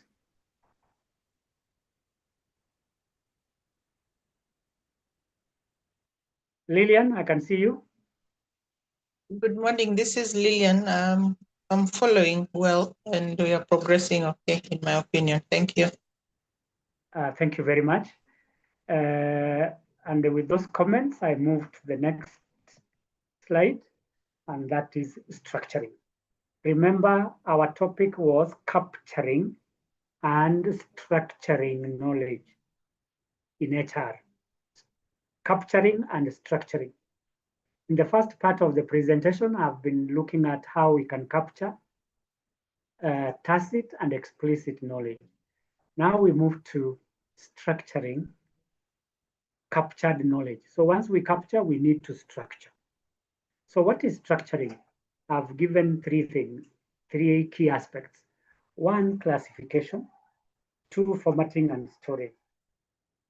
When we talk of classification, this is about categorizing knowledge or files depending on our needs.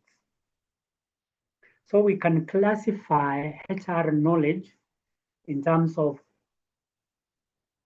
employee records, 2, performance data, 3, training and development, 3, disciplinary, and 4, communication. So those are classifications of knowledge. Why do we need to classify? 1, for easy access,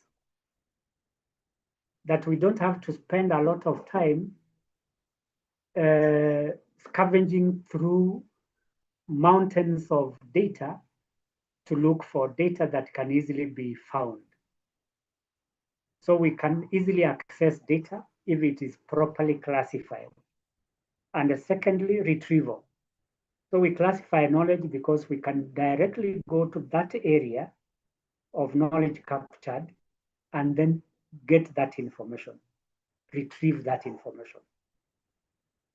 On formatting, we are talking about creating clear systems where we edit or add new knowledge to the captured knowledge. So when we format, we ensure that the knowledge captured is clear because we have edited. 2, when we format, we ensure that it is systematic, that there is a flow. It is pointless to have knowledge that does not flow. And we also format to ensure that there is consistency. We can classify, but if there is no consistency, then it becomes difficult. So formatting has to do with editing, creating consistency, and also adding more knowledge to what has been captured. The last aspect of capturing knowledge is storage. So we can structure knowledge by way of storing this knowledge in appropriate repositories. And again, let me mention, there are 2 ways of storing knowledge. 1, manual storage through physical files, and 2, digital storage. So digital storage is where we are keeping our knowledge resources in computers, in flash disks, in hard disks, or out there in our clouds. Cloud computing, cloud storage. And again, storage must be in such a way that it is protected from unauthorized access or from infiltration. So again, very important that we classify, we format, and store. That's part of structuring. And secondly, we structure knowledge by way of organizing by HR category. And again, I've mentioned sorting knowledge is part of formatting, where we create domains. Domains could be sections or subsections within the system, like recruitment, or payroll, or training, or other aspects like discipline. So by organizing this knowledge, we create order. Order is important because it's easy to access knowledge. So without this order, then knowledge is scattered all over and therefore is not structured. And lastly, I have mentioned providing quick access tools. That how do people access the captured knowledge very quickly and conveniently? We might create chatbots. These are tools embedded in our systems where people can ask questions. And this is in the form of FAQs, frequently asked questions. So people can query the system and the system can provide the knowledge that they need. Glossaries are lists of types of knowledge that we have. It could be training. Under training, we have a glossary of terms where people can easily log into and read. The other one is job aids, where people can query the system and they can be assisted when performing their jobs. So structuring knowledge has to do with the three things: classifying knowledge, organizing it, and creating quick access. Next are key elements of structuring knowledge that when you are thinking of creating a structure, you think of these four key things or more. One, categorization, which I've said is about grouping or classifying data into relevant groups, such as recruitment, onboarding, payroll, among others. Secondly is standardization, where we are using SOPs, these is standard operating procedures, and other templates, so that we have standard formats which create structure in our knowledge management system. Thirdly is storage of knowledge repositories. These are platforms where knowledge is stored and accessed or retrieved at a time required. So storing requires that we identify or develop appropriate systems that can enable us to store this important knowledge and retrieve it. I've given a few examples. One is HRIS, Human Resource Information Systems, where people can log in and get information about their leave days, about their performance, about their payment and others. We can also use intranets. These are local area networks where people can share knowledge. Three, we can use cloud-based repositories where we pay, for example, cloud computing like Google Drive. We pay for this, and we are sure that our storage of this knowledge is safe. Or we can have shared drives. It could be hard drives where people log into and can get information. So there are three systems I've mentioned, or four: intranets, HRIS, cloud, and shared drives. Lastly, on that slide, we have version control and updating. Knowledge has a shelf life, and we should be able to update them as and when need arises, because there are many changes that are taking place in our environment. So we should be able to have a system which helps us to make corrections on our documents, as well as monitor changes, so as to avoid redundant knowledge or conflicting knowledge. Conflicting is where one set of knowledge says one thing and another set says another. So for purposes of harmonizing our knowledge reservoirs, we need to eliminate conflicting information. Next is a continuation of what we have said here, elements of structuring, and that is visualization, which I mentioned earlier, we create flow charts where people can track the flow of knowledge from one person or department to the next. Decision trees are also important to identify problem areas. Just like a tree, those branches represent various problem sources, and we can track this in our system.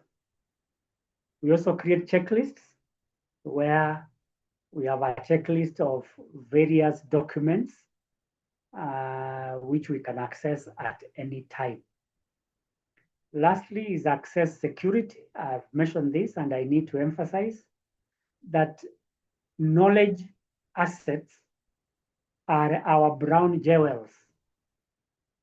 Why brown jewels? Because this is a very important asset to the organization, the loss of which may mean a disaster. So we can imagine losing all our data to the competition because our systems are not secure, or our system collapsing. If our systems collapse, then again, we don't have knowledge. Lastly is about authorization on access. We must have levels of authorization depending on the position, so that people do not have unlimited access to our data. Sensitive data should be protected by allowing people limited access depending on the need for the knowledge they are looking for. So again, this is not something new to us. We need to protect our data, either through restriction on authorization, through antiviruses, or through cloud computing, where people cannot easily access our data on location. What are the best practices in documentation? I'll go through this quickly in the interest of time. Number one, language use. Let it be simple, clear, precise. Don't be complicated, because complication brings problems. In our policies, in our manuals, in our job descriptions, let us use simple language, because we are likely to lose our audience if our documentation is not clearly stated in simple language. Secondly, consistency. For purposes of avoiding biasness and also creating reliability in our systems, we should create documents that are consistent in format and style. Otherwise, there will be very many variations. For example, the documents like templates, the format should be consistent. And even the style should be consistent, so that one, it becomes part of our core value. And two, that it controls behavior. So we need to be consistent in terms of fonts and the layout, so that we don't have different documents having different formats. Accuracy is about the content of our data, where verified and the current information is stored. Inaccurate data poses risks to our organizations. You can imagine a payroll, for example, which contains inaccurate data. Inaccurate in the sense that the calculations on, say, monthly payment, benefits, or even overtime worked, it can cause very serious problems. And some of the data related to compensation is legally controlled or regulated. Employees can easily go to court and challenge the payments they are receiving if our data or knowledge reservoirs are not accurate. And secondly, they should be relevant in the sense that they are serving a purpose. If data is not satisfying an objective, then it should be removed or archived. I've also said that use of visual aids is very important, like flowcharts or diagrams. For example, when we make calculations of our payroll over the years, we should create diagrams like pie charts or line graphs to show the variations in our compensation system and explain or justify the increment or decrease in the compensation system. Another practice is version control. I've said that it should be able to be updated, and therefore a good document system is one that is scalable. Scalable because it can accommodate new changes, it can be expanded, or it can be updated as and when need arises. The other one is easy access. And again, we don't want to overemphasize this, because if knowledge is created or captured, then it should be easy to access. Any knowledge that is inaccessible is not useful. Data security, I've mentioned it. I will want to talk about alignment with organizational policies. Alignment means that the knowledge reservoirs that we have should fit the requirements of the organization, particularly the corporate goals and objectives. If it does not fit or does not comply with the policies and the legal standards, then again, this becomes a risk. A risk because of one, litigations from the data owners, or two, loss of critical knowledge because it's not aligned. Second last is to review on a regular basis, stating who created this, especially policies. When we review policies, at the end of that policy document, we say the date of review and who reviewed it, so that there is ownership. Otherwise, a document like a policy, which is a source of our knowledge, if it's not accounted for, then anybody can get away with it. So we need to ensure accountability by stating the creator of that document or the next review, so that we know when the next review is due for purposes of continuous improvement. Many of our policies are reviewed after every 3 or 4 years. Why 3? To allow for time for implementing these documents. And lastly is regular reviews and updating of the documents, be they SOPs, be they job descriptions or policies. They should be reviewed regularly because we want that continuous improvement. We are almost finishing. What are the best practices for institutional knowledge retention?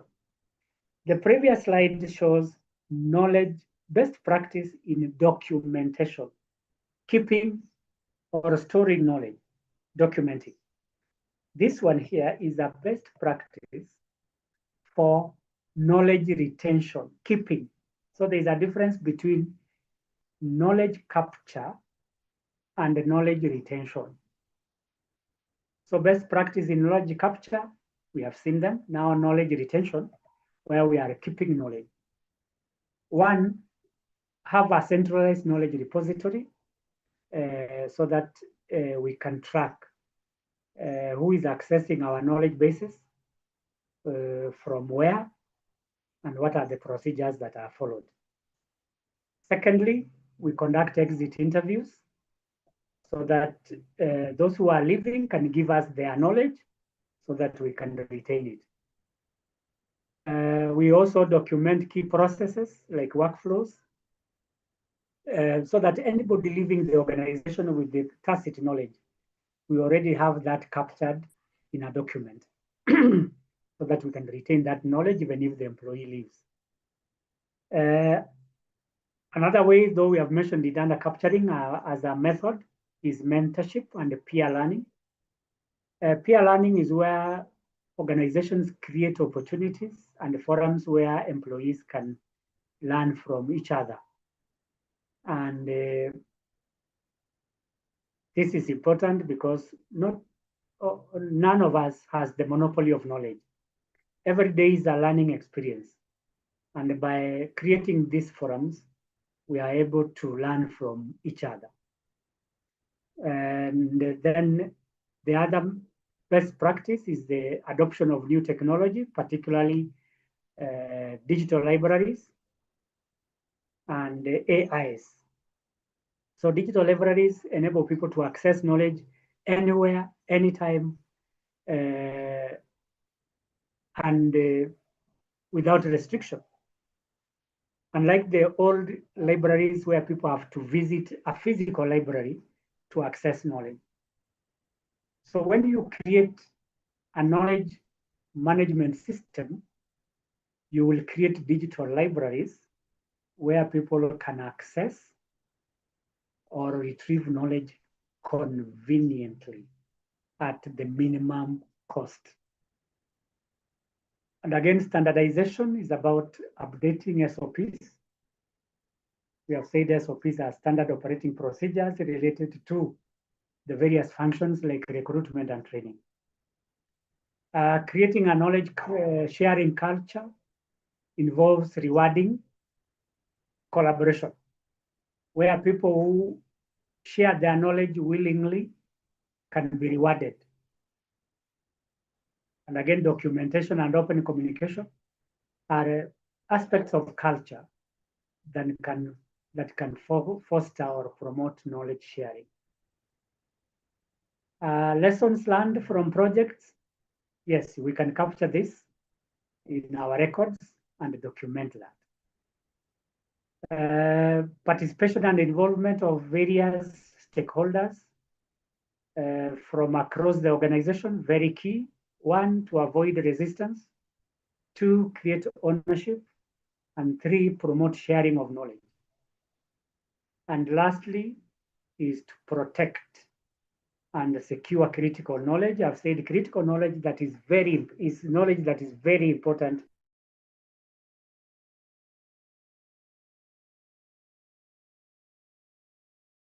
of the organization. And so we need to protect these critical knowledge assets. How? By implementing backups, preferably cloud computing. 2, controlling access by limiting people who can access our databases. And 3, protection measures such as antiviruses. This was fairly long. Then another best practice for retention of knowledge is after action reviews, that when an activity has taken place, we sit and review and capture the lessons learned for future planning. Recording, you can capture videos or audios so that this becomes part of our knowledge repository. That is the retention. We can retain the knowledge through video, just like some of us have done during those events. It could be an organizational event, like end of year party, or any celebration, including those of us who have conducted weddings. We capture those moments as part of the retaining that memory. We can also use photos to capture those key moments. And lastly, we reward people who share knowledge And what are the rewards that we can give? 1, financial rewards, and 2, non-financial. Financial rewards might include a bonus or a pay increment. Non-financial could be recognition or an award, like a certificate. This is a way of encouraging knowledge sharing and therefore helps to retain knowledge. So those are some of the best practices in retaining knowledge. To conclude is how do we manage challenges related to knowledge capture? So what are the challenges? 1, it is difficult to capture tacit knowledge because it is personal. It's very difficult to articulate. So how do we overcome that? Use storytelling. Working in silos, where people work separately without sharing. How do we overcome that? Use integrated systems and train people across functions. Generational gaps, especially between the old and the young ones. One of the current challenges we have today is the Gen Zs. Their way of working is different from those of us who are older, and therefore sharing knowledge becomes a bit difficult. So how do we manage this? I mentioned it last week, and today we can do reverse mentoring, where younger people are more knowledgeable can mentor senior people. If you don't know how to use AI, you can use a younger person to train you on how to use that. Some of us might fear exposing themselves, but in an open environment where people accept their weaknesses, this should not be a problem.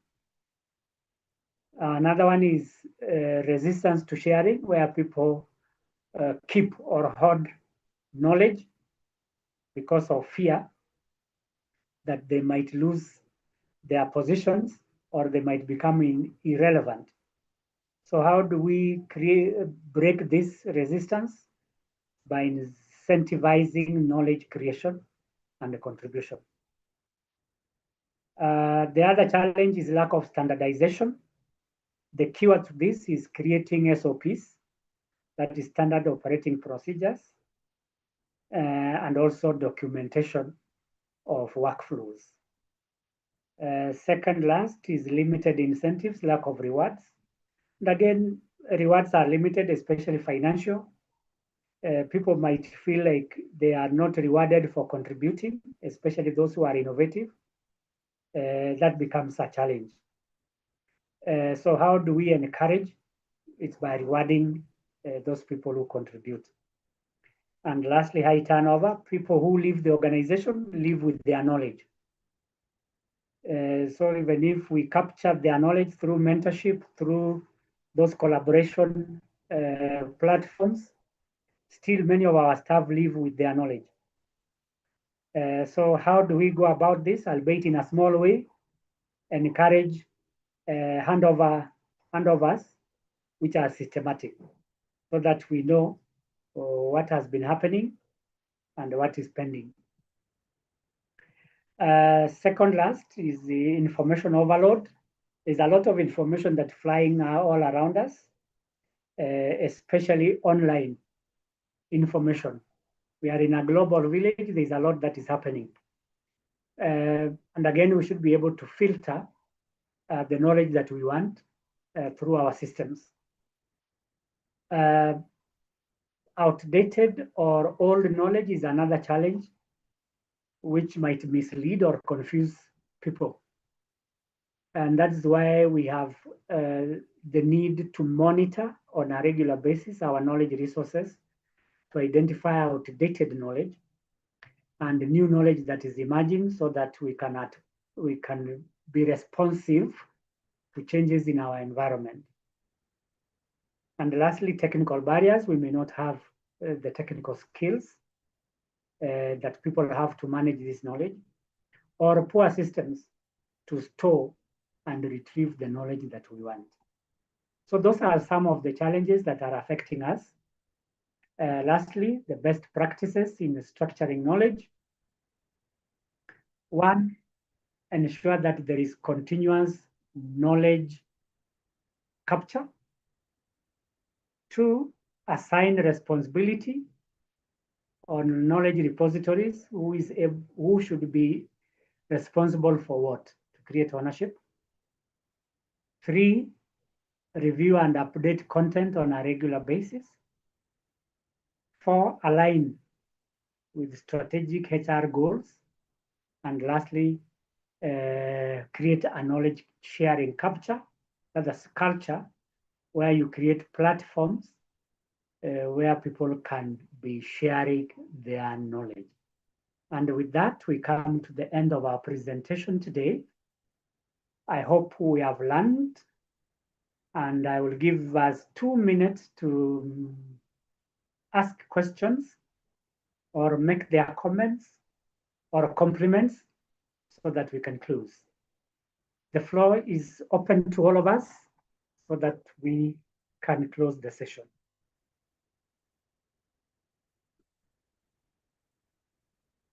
Any comment from any one of us?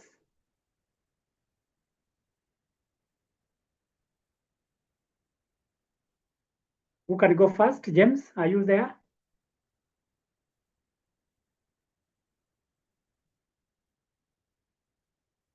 Okay, James may not be there or may not be hearing me. Priska?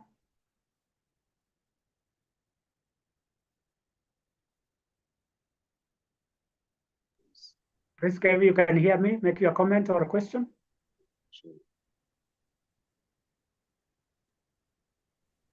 Yes, Prof. Okay, Priska, go on. Yeah, I have no comment, but it was a very informative session, and we really appreciate this. Thank you so much. Thank you, Priska, for your compliment.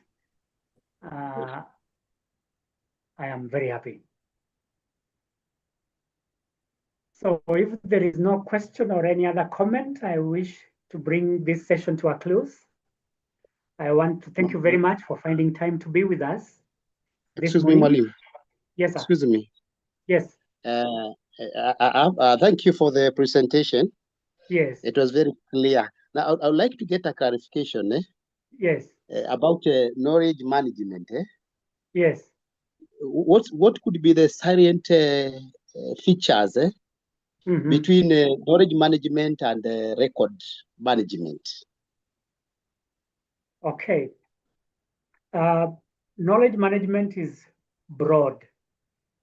Broad in the sense that it captures all the documents and the knowledge that people have in their heads, compared to document management, which is restricted to tacit, explicit knowledge, all the records that we have. So knowledge management involves both the documented and non-documented. And that is where the beauty of knowledge management comes in, that we capture, we store, we share, and disseminate 2 types of knowledge. 1, explicit knowledge, which is documents, and 2, tacit knowledge, which is experiential. So your question was, what is the difference? The difference is that is there any difference or where or is there any marriage between the two? This was my question, because I can see most of the features appear to be the same ones with the record management. Yeah, the difference is that record management is about documents, how we capture, store, and share. But knowledge management is broad. It combines both the documented and non-documented knowledge. Thank you. So if I may say, record management is part of knowledge management, is a component. Thank you very much. Thank you very much. You're welcome. Yes. You're welcome. Thank you very much. Thank you. Anybody else with a question? A comment? compliment? Professor, mine would be a compliment. Thank you for the insightful session. Although I joined a bit late, I wish I had done it at the right time. My question would be, is it possible to get a copy of the slides or the recording? Yes, you will get the record on our website. Perfect. And after this training, you will get these notes and a record of this program. Oh, great. That will be helpful, at least for the slides that we may have missed. But thank you. It was a wonderful session. I enjoyed it. Thank you very much. To everybody, thank you for joining us today. And I look forward to seeing you again next week. Please be sure to come with us because this is a 6-week process. Next week, we shall be doing the 3rd one. And I want to wish you a good day and God bless. Thank you. You too, Prof. Thank you. Thank you. Thank you. Thank you. Thank you. Thank you. Thank you.